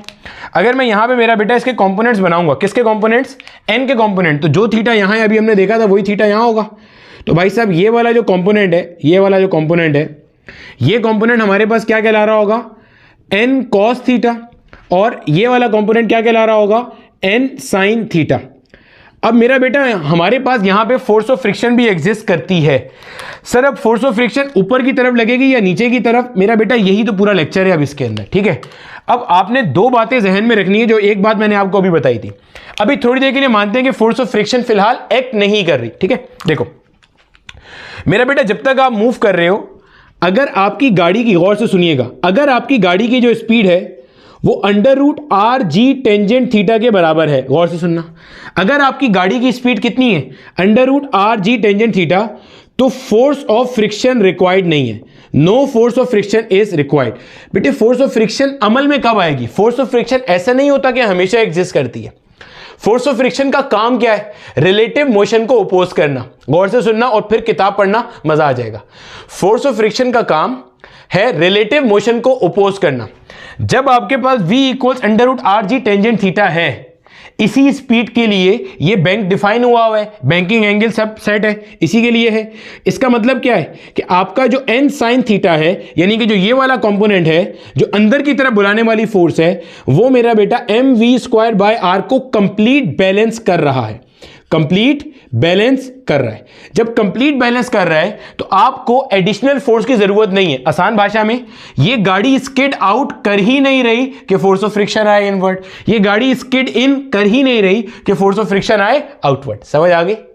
गाड़ी ना बाहर जा रही है कि रिलेटिव मोशन ओपोज करना पड़े, ना गाड़ी अंदर आ रही है कि रिलेटिव मोशन ओपोज करना पड़े। तो अभी रिलेटिव मोशन हो ही नहीं रहा अंदर बाहर के सेंस में। पॉइंट समझ आ गया? अच्छा, इसमें कोई फोर्स ऑफ फ्रिक्शन नहीं चाहिए, तो आप बोलोगे इस केस में force of friction will be zero. तो जब आप देखोगे ना तो अक्सर जगहों पे इसको ऐसे लिखा होता है कि for every banking angle, her banking angle के लिए एक ऐसी स्पीड होती है जिसमें without the requirement of force of friction आपकी सेंट्रीफ्यूगल फोर्स मैच कर रही होती है। वजह कि n sin थीटा अकेला इस काबिल होता है कि वो बाहर वाली फोर्स को मैच कर जाता है। समझ आ गई? अब समझना, अब आगे चलना। अगर मेरा बेटा आपकी जो स्पीड है, आपकी गाड़ी की speed under root R G tangent theta से बढ़ जाए, समझना, अगर आपकी गाड़ी की speed under root R G tangent theta से ज्यादा हो जाए, देखो भाई साहब ये आपको नजर आ रहा है, आपके सामने फॉर्मूला लिखा हुआ है n sin theta equals m we square बटे आर। जब आपने v का value under root R G tangent theta लिखा तो ये दोनों बराबर थे। जब आपकी गाड़ी की speed under root R G tangent theta से ज्यादा हो गई तो बढ़ गई, तो मेरा बेटा मैं ये कह सकता हूं m we square by r वाला फैक्टर क्या हो गया? बढ़ गया। इसका मतलब वो फोर्स जो बाहर पुल कर रही है, वो फोर्स जो बाहर पुल कर रही है वो क्या हो गई? बढ़ गई। हाँ या ना? अब जब आपकी गाड़ी की speed under root R G tangent theta से ज्यादा होगी तो गाड़ी के टायर बाहर की तरफ स्किड होने की कोशिश करेंगे क्योंकि ये वाली फोर्स बढ़ गई, तो ये ऐसे जाएगी गाड़ी। हाँ या ना? सर ये फोर्स बढ़ी तो गाड़ी ऐसे क्यों नहीं जा रही? मेरा बेटा ये पुल तोड़ के अंदर तो घुस नहीं सकती, तो ऐसे जाएगी, ठीक है, स्किड आउट करेगी या स्किड अपवर्ड करेगी। कॉन्सेप्ट का फील आ रहा है? ओ भाई ये वाली फोर्स बढ़ गई बाहर वाली, तो ऐसे स्किड अप करेगी, गाड़ी का टायर बाहर भागने की कोशिश करेगा। फोर्स ऑफ फ्रिक्शन क्या काम करता है? रिलेटिव मोशन को अपोज करता है, तो फोर्स ऑफ फ्रिक्शन आएगा ऐसे। ये आ गया आपका फोर्स ऑफ फ्रिक्शन, ये है force. Sir force of friction ऐसे क्यों नहीं आएगा? बेटे फोर्स ऑफ फ्रिक्शन का लेक्चर देखो जाके। फोर्स ऑफ फ्रिक्शन हमेशा along the surfaces in contact आता है। तो फोर्स ऑफ फ्रिक्शन ऐसे, भाई ये गाड़ी का सरफेस है ग्रीन वाला, ये ब्लू वाला रोड है, along the surfaces in contact आएगा रिलेटिव मोशन को अपोज करता हुआ। गाड़ी बाहर भागने की कोशिश कर रही है, फोर्स ऑफ फ्रिक्शन यहां लगेगा। अब आगे मैंने पढ़ाया नहीं है लेकिन समझ गए होगे। अगर v का वैल्यू इससे कम हो जाता तो ये वाली कम हो जाती, अंदर वाली फोर्स बढ़ती, गाड़ी स्किड इन करने की कोशिश करती, तो force of friction along the plane upward आता। फोर्स ऑफ फ्रिक्शन ना तो हमेशा नीचे आता है ना हमेशा ऊपर आता है, डिपेंड करता है कि tendency of vehicle to skid कहां है। अभी गाड़ी इसको बढ़ाने की वजह से ये फोर्स बढ़ गई, ये फोर्स कम हो गई क्योंकि ये तो फिक्स है, ये बढ़ गई तो गाड़ी बाहर भागने की कोशिश कर रही है। उस बाहर भागने के रिलेटिव कहानी को अपोज करने के लिए फोर्स ऑफ फ्रिक्शन कहां आ रहा है? इनवर्ड आ रहा है। सही है? दूसरा इंपॉर्टेंट पॉइंट, जब फोर्स ऑफ फ्रिक्शन आएगा इनवर्ड तो भाई वो एकदम ही मैक्सिमम नहीं आ जाएगा। फोर्स ऑफ फ्रिक्शन कैसी क्वांटिटी थी? अभी पढ़ाया था स्टार्ट में। फोर्स ऑफ फ्रिक्शन है सेल्फ एडजस्टिंग फोर्स। कैसी फोर्स है? Self adjusting force. थोड़ी देर के लिए ना मिसालों से समझ लेते हैं, जरा समझो। गाड़ी जो है ना वो मूव कर रही है y मीटर पर सेकंड से। मिसाल दे रहा हूं, गाड़ी मूव कर रही है y मीटर पर सेकंड से और y मीटर पर सेकंड है under root R G tangent theta के बराबर। इस y मीटर पर सेकंड के ऊपर हमें यह बात पता है कि मेरा बेटा, या इसको y भी ना करो, इसको कर लो लेट से 10 metre per second, n sin theta और m we square by r मेरा बेटा बराबर है, और ये लेट से हमारे पास है 50 न्यूटन के बराबर है। समझना, ये जो जमीन फोर्स ऑफ फ्रिक्शन लगा सकती है ना, वो मैं मान लेता हूं मैक्सिमम लगा सकती है 5 न्यूटन। समझना, मैक्सिमम फोर्स ऑफ फ्रिक्शन जो जमीन लगा सकती है वो कितनी है? अपने कोफिशिएंट ऑफ फ्रिक्शन की वजह से 5 न्यूटन। फिर समझा रहा हूं, गौर से सुनो, अच्छे से सुनो भैया, कॉन्सेप्ट ना बिल्कुल क्लियर करके जाना, ठीक है। 50 मीटर पर सेकंड से चल रही है, ये सब एग्जांपल लिया है मैंने। 50 से चल रही है, इधर भी 50 न्यूटन, सॉरी गाड़ी 10 से चल रही है, 10 से चल रही है गाड़ी, तो इधर भी 50 लग रही है फोर्स, इधर भी 50 लग रही है। मैंने मिसालें ली हैं समझाने के लिए, ठीक है। आपने जैसे ही गाड़ी की स्पीड 1 मीटर पर सेकंड बढ़ाई, 10 से बढ़ा के क्या कर दी? 11 मीटर। जब तक यहां 10 था ये फैक्टर 50 के बराबर था, इसको बैलेंस कर रहा था।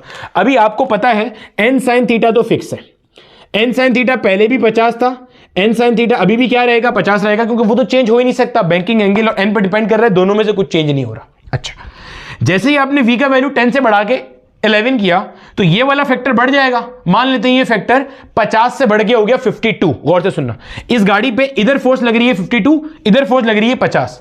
गाड़ी की स्पीड आपने जैसे ही 1 मीटर पर सेकंड बढ़ाई, इधर वाली फोर्स हो गई 52, इधर वाली अभी 50 है, यहां वाली फोर्स बढ़ गई तो गाड़ी थोड़ा ऊपर जाएगी या कोशिश करेगी जाने की।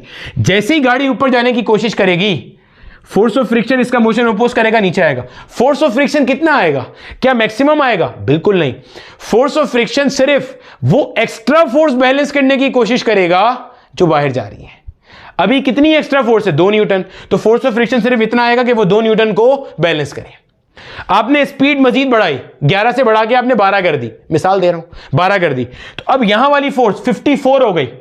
पहले आपने 10 से 11 करी 52 हुई, अब 11 से 12 करी, मान लो 54 हो गई, 54। फिर ये बाहर जाने की कोशिश करेगा, फोर्स ऑफ फ्रिक्शन फिर आएगा। अभी भी पूरी फोर्स ऑफ फ्रिक्शन नहीं लगेगी जितनी जमीन लगा सकती है, सिर्फ 4 न्यूटन लगेगा उसको बैलेंस करने के लिए, मिसाल दे रहा हूं, सही है। अब आपने क्या किया? आपने इसकी स्पीड मजीद बढ़ा दी, स्पीड आपने इतनी बढ़ा दी कि यहां वाली फोर्स 55 न्यूटन है, इधर वाली फोर्स 50 न्यूटन है। बाहर जाने की कोशिश करेगा, फोर्स ऑफ फ्रिक्शन नीचे पुल करेगा, अब मैक्सिमम लगेगी 5 न्यूटन बैलेंस कराने के लिए। अब जमीन जितनी लगा सकता है वो मैक्सिमम लगा के इसे रोक रहा है, और अभी गाड़ी इसी ट्रैक में मूव कर रही है, ऊपर नहीं जा सकी। सिर्फ बैंकिंग वाले केस में जैसे ही आप इससे बढ़ाते हो गाड़ी ऊपर चली जाती है। अभी जैसे ही आपने इससे बढ़ाया, फोर्स ऑफ फ्रिक्शन अमल में आई, ये बाहर जाने की कोशिश कर रहा है, फोर्स ऑफ फ्रिक्शन इसे रोक रहा है। रोकते फोर्स ऑफ फ्रिक्शन का मैक्सिमम वैल्यू आ गया। अगर आपने यहां से स्पीड मजीद बढ़ाई, अब मैक्सिमम फोर्स ऑफ फ्रिक्शन भी इस काबिल नहीं है कि इसको यहां रोक सके, गाड़ी कहां चली जाएगी? बाहर चली जाएगी। सेम चीज होती है उलट केस के अंदर। स्पीड कम करी, स्पीड कम करने पे ये वाला फैक्टर क्या हो गया? कम हो गया। कम होने से क्या होता है? फोर्स ऑफ फ्रिक्शन ऑपोजिट से में लगेगी, शुरू में थोड़ी लगेगी, बैलेंस करेगी, फिर बढ़ेगी। मैक्सिमम वाली भी अगर बैलेंस नहीं कर सकेगी तो गाड़ी क्या हो जाएगी? स्किड इन कर जाएगी। ये ध्यान में रखना, हमेशा स्टार्ट में ही फोर्स ऑफ फ्रिक्शन मैक्सिमम नहीं लगती, क्योंकि एक सेल्फ एडजस्टिंग फोर्स है। इसका बहुत खूबसूरत क्वेश्चन अभी हम कर रहे हैं एक। अच्छा बेटे, इसके बहुत खूबसूरत क्वेश्चन पे जाने से पहले ना इसकी एक डेरिवेशन हम जरा मुकम्मल कर लेते हैं। आप गौर से देखो डेरिवेशन की तरफ, ठीक है। देखो भाई साहब, ये वही हमारे पास बैंकिंग ऑफ रोड्स का कॉन्सेप्ट आ रहा है दोबारा से, ठीक है। और यहाँ पे मेरा बेटा ये हमारे पास मान लीजिए हमारी गाड़ी मौजूद है, ठीक है, ये हमारी गाड़ी है, ठीक है। अगर मैं इसके ऊपर फोर्सेस डिफाइन करूँ तो मेरा बेटा एक तो इसका वेट है जो ऐसे कहाँ एक कर रहा है, इन the downward direction, W = mg। एक मेरे बच्चे इसके पास क्या है, ये normal reaction of the surface है, n के बराबर। एक मेरा बेटा ऐसे इसके ऊपर outward away from the circle force लग रही है, विच इज mv²/r, ठीक है।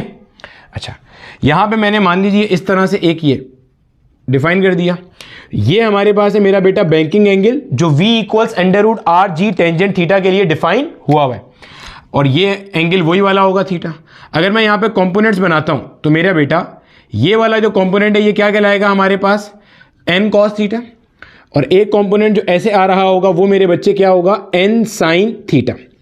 अभी हम जिस केस के लिए डेरिवेशन कर रहे हैं वो हम मैक्सिमम स्पीड कैलकुलेट कर रहे हैं, ठीक है। मिनिमम स्पीड नहीं कर रहे, अभी क्या कर रहे हैं? मैक्सिमम स्पीड कैलकुलेट कर रहे हैं। मैं मैक्सिमम स्पीड की डेरिवेशन कराऊंगा, मिनिमम वाली आप खुद ही करोगे, ठीक है। मैं फॉर्मूला बता दूंगा डायरेक्टली। मैक्सिमम स्पीड का मतलब क्या है, कॉन्सेप्ट क्या है, जो अभी पूरा डिस्कस किया। देखो भैया, ये गाड़ी जो मूव कर रही है ना जिस ट्रैक में, ये ट्रैक डिफाइन हुआ है v = √rg टेंजेंट थीटा के लिए, ठीक है। जैसे ही मेरा बेटा आपकी स्पीड √rg टेंजेंट थीटा से बढ़ेगी, ज्यादा होगी, तो गाड़ी बाहर भागने की कोशिश करेगी, तो एक फोर्स ऑफ फ्रिक्शन हरकत में आएगी, और वो फोर्स ऑफ फ्रिक्शन ऐसे आएगी along the plane in the downward direction, इसे रोकेगी। स्टार्ट में फोर्स ऑफ फ्रिक्शन मिनिमम होगी, बढ़ते बढ़ते मैक्सिमम होगी। अगर आपने गाड़ी की स्पीड इतनी बढ़ा दी कि ये फोर्स इतनी बढ़ गई कि मैक्सिमम फोर्स ऑफ फ्रिक्शन भी इसे ना रोक पाए, तो गाड़ी बाहर चली जाएगी। वो कहलाती है मैक्सिमम स्पीड। वो निकाल रहे हैं कि क्या मैक्सिमम स्पीड है जिसके ऊपर मैक्सिमम फोर्स ऑफ फ्रिक्शन लगे इसे रोकने के लिए और गाड़ी बाहर ना जाए। जैसे ही इस स्पीड से बढ़ाओगे, इसका मतलब जो फोर्स ऑफ फ्रिक्शन है वो लिमिटिंग फ्रिक्शन से, मतलब जाहिर है उसके बस से बाहर हो गया है। अब जो चाहिए रोकने के लिए वो लिमिटिंग फ्रिक्शन ज्यादा चाहिए, which is practically not possible, ठीक है भैया। चलो अब देख लेते हैं जल्दी से। अगर मेरा बेटा मैं आपको ये वाला एंगल पूछूं तो भाई साहब ये वाला एंगल भी हमारे पास कितना होगा? थीटा। क्यों? देखो ये z बनता नजर आ रहा है बच्चे, ये z बन रहा है, z, Z बन रहा है, तो जो एंगल यहां होगा वही एंगल यहां होगा। अगर मैं अपने फोर्स ऑफ फ्रिक्शन के कंपोनेंट्स डिजाइन करूंगा तो मेरा बेटा इस F का एक कंपोनेंट यहां आएगा और एक कंपोनेंट यहां आएगा।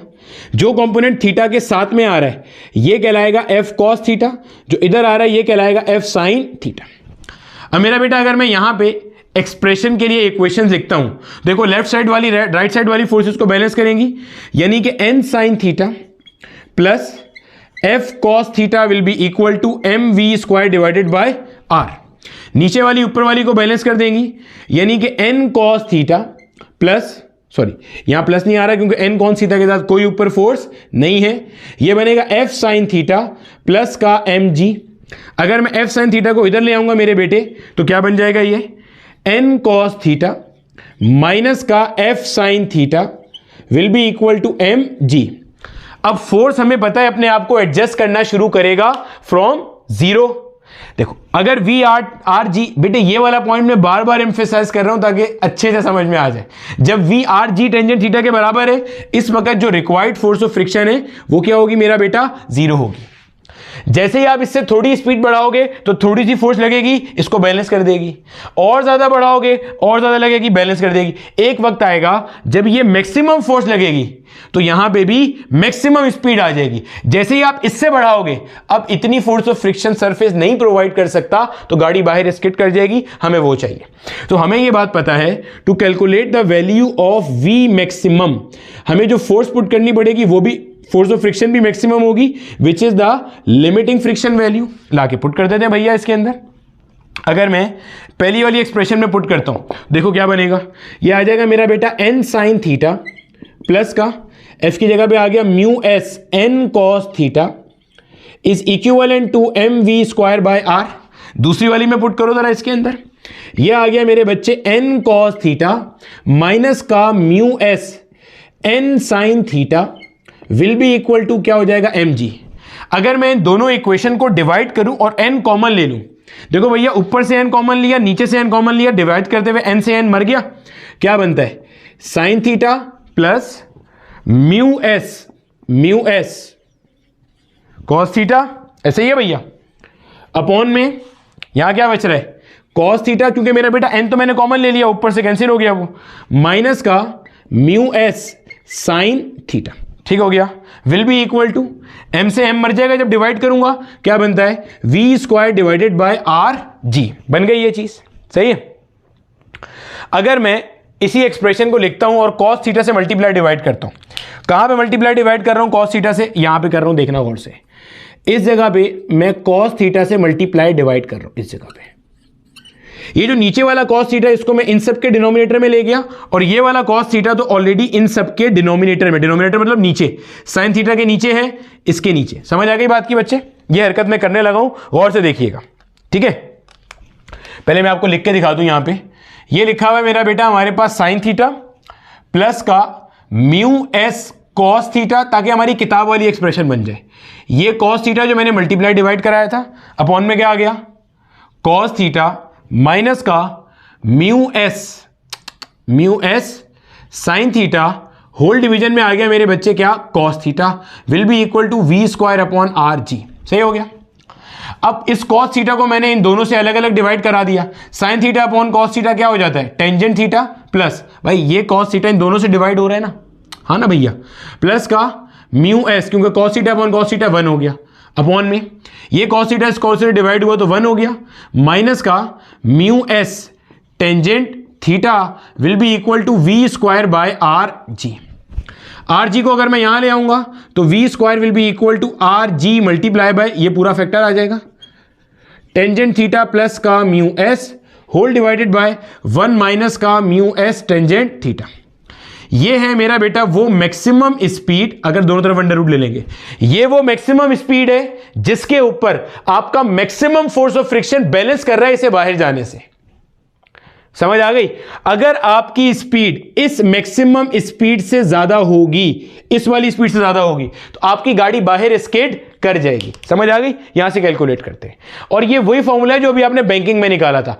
बैंकिंग ऑफ रोड्स के अंदर स्मूथ था surface, force of friction zero था। जरा यहां म्यू जीरो पुट करो, ये जीरो हो जाएगा, ये जीरो हो जाएगा। V square equal R G tangent theta आ रहा है, V equal under root R G tangent theta match कर रहा है। अब इसी कॉन्सेप्ट को मेरा बेटा अगर आप वी मिनिमम की तरफ लेके जाओगे, और से देखना, फिर आपको इसका पास्ट पेपर का क्वेश्चन भी बता देते हैं। अगर आप इसी क्वेश्चन को या इसी डेरिवेशन को वी मिनिमम की तरफ लेके जाओगे तो मेरे बच्चे देखो गौर से, टेंशन तो नहीं हो रही 2x पे लगा के देखने से, या हो रही है आज टेंशन? ठीक है, चलो देखो भैया जल्दी से, ये मेरा बेटा वेट है जो कहां एक्ट कर रहा है, इन द डाउनवर्ड डायरेक्शन। ये मेरा बेटा हमारे पास बैंकिंग एंगल है, सही है। ये हो गया मेरा बेटा हमारे पास नॉर्मल रिएक्शन n। ये मेरा बेटा हमारे पास सेंट्रीफ्यूगल फोर्स जो कि इसको पुल कर रही है अवे फ्रॉम द सरफेस। अगर हम जल्दी से अपने कंपोनेंट्स बना लें जो कि हम ऑलरेडी सीख चुके, तो भाई साहब ये वाला कंपोनेंट हमारे पास होता है n cos थीटा के बराबर, क्योंकि ये एंगल थीटा ही है हमारे पास। ये होता है मेरा बेटा हमारे पास n sin थीटा के बराबर, ये तो हम पढ़ चुके। अब यहां सवाल पैदा होता है फोर्स ऑफ फ्रिक्शन कहां लगेगी। तो भाई मेरा क्वेश्चन ये कि केस कौन सा डिस्कस कर रहे हैं मेरा बेटा? अब हम केस डिस्कस कर रहे हैं v is less than under root R G tan theta. समझना भाई साहब, वही बात है, फिर रिपीट कर रहा हूं। जब मेरा बेटा v कम है, जब v का वैल्यू इससे कम है, तो ये वाला पूरा फैक्टर क्या हो गया? कम हो गया। ये वाला पूरा फैक्टर क्या हो गया? ज्यादा हो गया इसके मुकाबले में। जब तक बराबर था ये दोनों बैलेंस थे, जब ये कम हो गया और ये ज्यादा हो गया तो अंदर की तरफ फोर्स लग रही है, गाड़ी स्किड इन करने की कोशिश करेगी, गाड़ी अंदर आने की कोशिश करेगी। फोर्स ऑफ फ्रिक्शन का काम क्या है? रिलेटिव मोशन को अपोज करना। फोर्स ऑफ फ्रिक्शन ऐसे लगेगी अपवर्ड। सर अब इसका एंगल भी बता दें भाई साहब, जरा इसको एक्सटेंड करिएगा। कर दिया एक्सटेंड। ये वाला एंगल मेरा बेटा थीटा था, z बनने की वजह से, जो थीटा यहां वही थीटा यहां। तो भाई ये देखो क्रॉस बन रहा है, ये और ये और ये क्रॉस दिख रहा है, तो ये वाला एंगल क्या हो जाएगा? थीटा ही हो जाएगा। अब थीटा बन गया, अब यहां से f के कंपोनेंट निकाल लो। एक कंपोनेंट ये रहा थीटा के साथ वाला, यानी कि f cos थीटा। एक कंपोनेंट ये आ जाएगा, ये वाला कंपोनेंट क्या हो जाएगा? f sin theta. दो कंपोनेंट बन गए मेरा बेटा। एक्सप्रेशन लिखेंगे हम इसी तरह से। क्या एक्सप्रेशन? उल्टे हाथ वाली सीधे हाथ वाली को बैलेंस कर रही है, यानी कि n sin theta will be equal to f cos theta plus का mv square divided by r। समझ आती है बात की? सही। अगर इसको वहां ले आएंगे तो क्या बन जाएगा? ये बन जाएगा n sin थीटा माइनस का f cos theta will be equal to mv square by r। ऊपर वाली नीचे वाली को बैलेंस कर रही है, यानी कि n cos थीटा प्लस का f sin theta will be equal to mg। ठीक हो गया। अगर मैं n कॉमन लूं और दोनों को डिवाइड कर लूं, क्या बनेगा भाई? sin थीटा माइनस का म्यू s cos थीटा। भाई ये भी ध्यान में रखना, ये जो फोर्स ऑफ फ्रिक्शन है यहां पे भी ये सेल्फ एडजस्टिंग फोर्स होगी। स्टार्ट में ये मिनिमम लगेगी, ठीक है, मिनिमम लगेगी, बैलेंस करेगी। होते होते होते होते होते एक वक्त आएगा जब ये फोर्स ऑफ फ्रिक्शन मैक्सिमम हो जाएगी। अगर देखो हुआ क्या मेरा बेटा, फिर सुनो, आपने स्पीड कम करी, ये फोर्स कम हो गई, ये फोर्स ऑटोमेटिकली ज्यादा हो गई। ठीक है भाई, ये 5 है, ये 5 है। जैसे ही आपने इसे स्पीड को कम किया, ये 5 से कम होकर मान लो 4 हो गई, तो भाई वो बढ़ गई ना, खुद ही ये कम हो गई। तो फोर्स ऑफ फ्रिक्शन लगी इन द अपवर्ड ताकि यहां सपोर्ट करे। आपने स्पीड को मजीद कम कर दिया, मजीद कम किया, ये और कम हो गई, ये और ज्यादा हो गई, फोर्स ऑफ फ्रिक्शन की वैल्यू बढ़ गई सपोर्ट करने के लिए। आप स्पीड कम करते हैं, एक स्पीड ऐसी आएगी जिसके ऊपर मैक्सिमम फोर्स ऑफ फ्रिक्शन लग रही है इस गाड़ी को यहां सपोर्ट करने के लिए, वो कहलाती है मिनिमम स्पीड। अगर आपने उससे भी स्पीड कम कर दी तो मतलब मैक्सिमम फोर्स ऑफ फ्रिक्शन भी इस काबिल नहीं है कि उसको यहां रोक सके, गाड़ी स्किड इन कर जाएगी, नीचे की तरफ आ जाएगी। वो निकाल रहे हैं अब हम। तो भाई मैक्सिमम वी मिनिमम निकालने के लिए एफ को म्यू एस इंटू एन से इक्वेट कर देंगे। यह आ गया साइन थीटा माइनस का mu S into n cos theta will be equal to m we square by r. ठीक है, डिवाइड कर रहे हैं अब हम डायरेक्टली, और यहां पे एन एन कॉमन निकाल लूंगा तो ये बन जाएगा कॉस थीटा प्लस का mu S into sine theta will be equal to m g. Divide कर दिया, एम से एम भी मर गया, ये हो गया आपके पास। ठीक है, ये आ गया आपके पास साइन थीटा माइनस का mu S into cos theta whole divided by cos theta plus का mu S into sine theta will be equal to we square by R into G. अगर मैं वैसे ही कॉस थीटा से multiply divide करूं तो ये बन जाएगा टेंजेंट थीटा ऊपर माइनस का mu S whole divided by, ये हो जाएगा 1 प्लस का mu S tangent theta will be equal to we square by r जी। ये जो आपने स्पीड निकाली है ना मेरा बेटा, ये अब की बार कैसी है, मिनिमम स्पीड का फॉर्मूला है। इससे स्पीड कम होगी तो मैक्सिमम फोर्स ऑफ फ्रिक्शन ऊपर लगने वाली भी इस काबिल नहीं होगी कि उसे ट्रैक में रख सके, गाड़ी आपकी नीचे आ जाएगी। ये ऐसे निकालेंगे। अब आप नोट करो, बैंकिंग के लिए भी हमने यही चीज पढ़ी थी, यही बताया था। जो स्मूथ कर्व था म्यू एस 0 था, जब 0 0 पुट करोगे तो v square equal R G tangent theta आएगा। मैंने क्या बताया था, जैसे इससे स्पीड कम करोगे गाड़ी अंदर आएगी, इससे बढ़ाओगे गाड़ी बाहर जाएगी। समझ आ गई? जल्दी से एक सवाल मैं आपको दे रहा हूं, वो सवाल लिख लीजिए, फिर उसके बाद इस कॉन्सेप्ट को वाइंड अप कर दे। अब देखो मेरा बेटा, आपके सामने मैंने एक सिंपल सा क्वेश्चन लिखा है। कहता है road is bank for a vehicle with speed 36 kilometres per hour. ये क्वेश्चन आपके पास, जब आप इसको पास्ट पेपर्स में लुकअप करोगे ना, तो ये मैक्सिमम स्पीड के हवाले से क्वेश्चन पूछा गया बलूचिस्तान मेडिकल यूनिवर्सिटी के अंदर, ठीक है, BMC बोलान मेडिकल कॉम्प्लेक्स के अंदर, बलूचिस्तान मेडिकल जो है बेसिकली, वहां का ये क्वेश्चन है। उन्हीं की किताब में सबसे अच्छा ये डिफाइन किया हुआ है। कहता क्या है, road is bank for a vehicle with speed 36 kilometre per hour. ये आपको उन्होंने बैंकिंग स्पीड दी हुई है, तो मेरा बेटा इससे आप बैंकिंग एंगल तो कैलकुलेट कर सकते हो।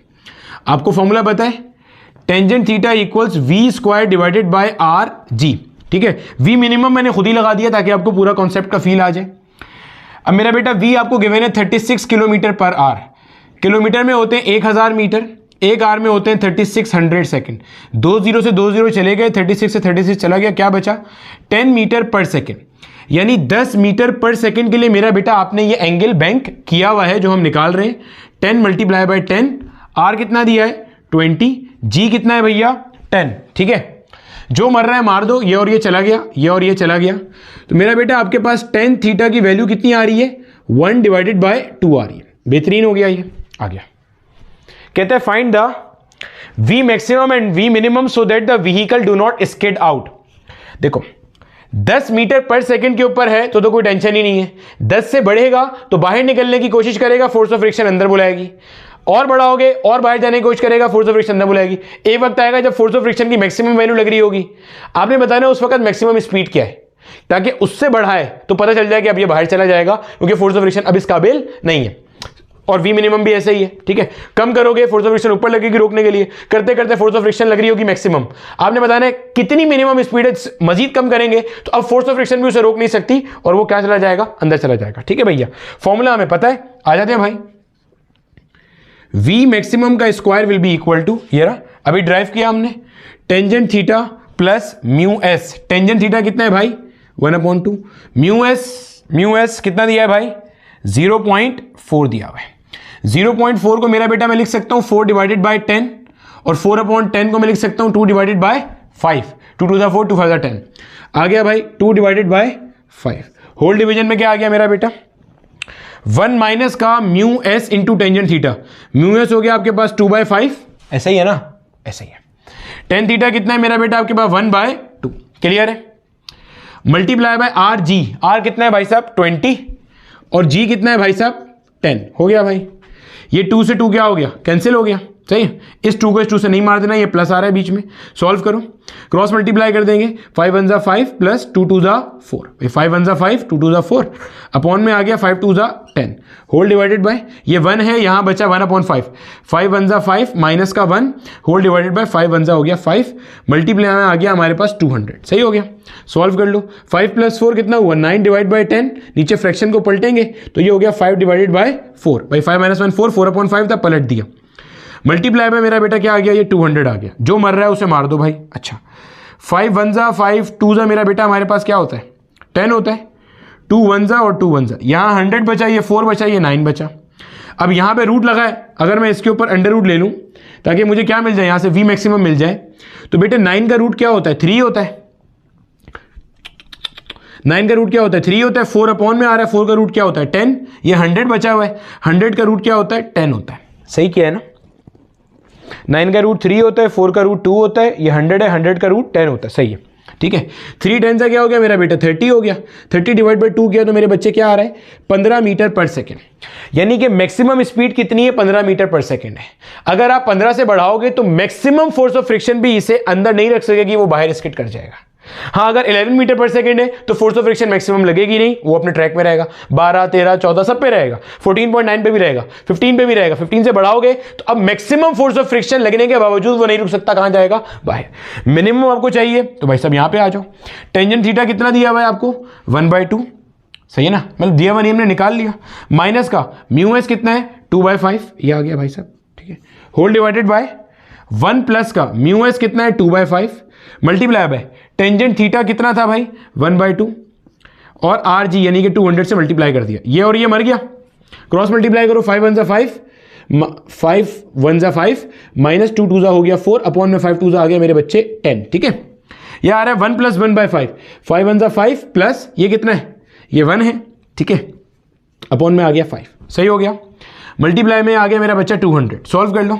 5 - 4 कितना हुआ, ये 1/10, 5 + 1 6, 6/5 पलट देंगे तो 5/6 हो जाएगा। मल्टीप्लाई में ये क्या आ रहा है मेरा बेटा, 200 आ रहा है।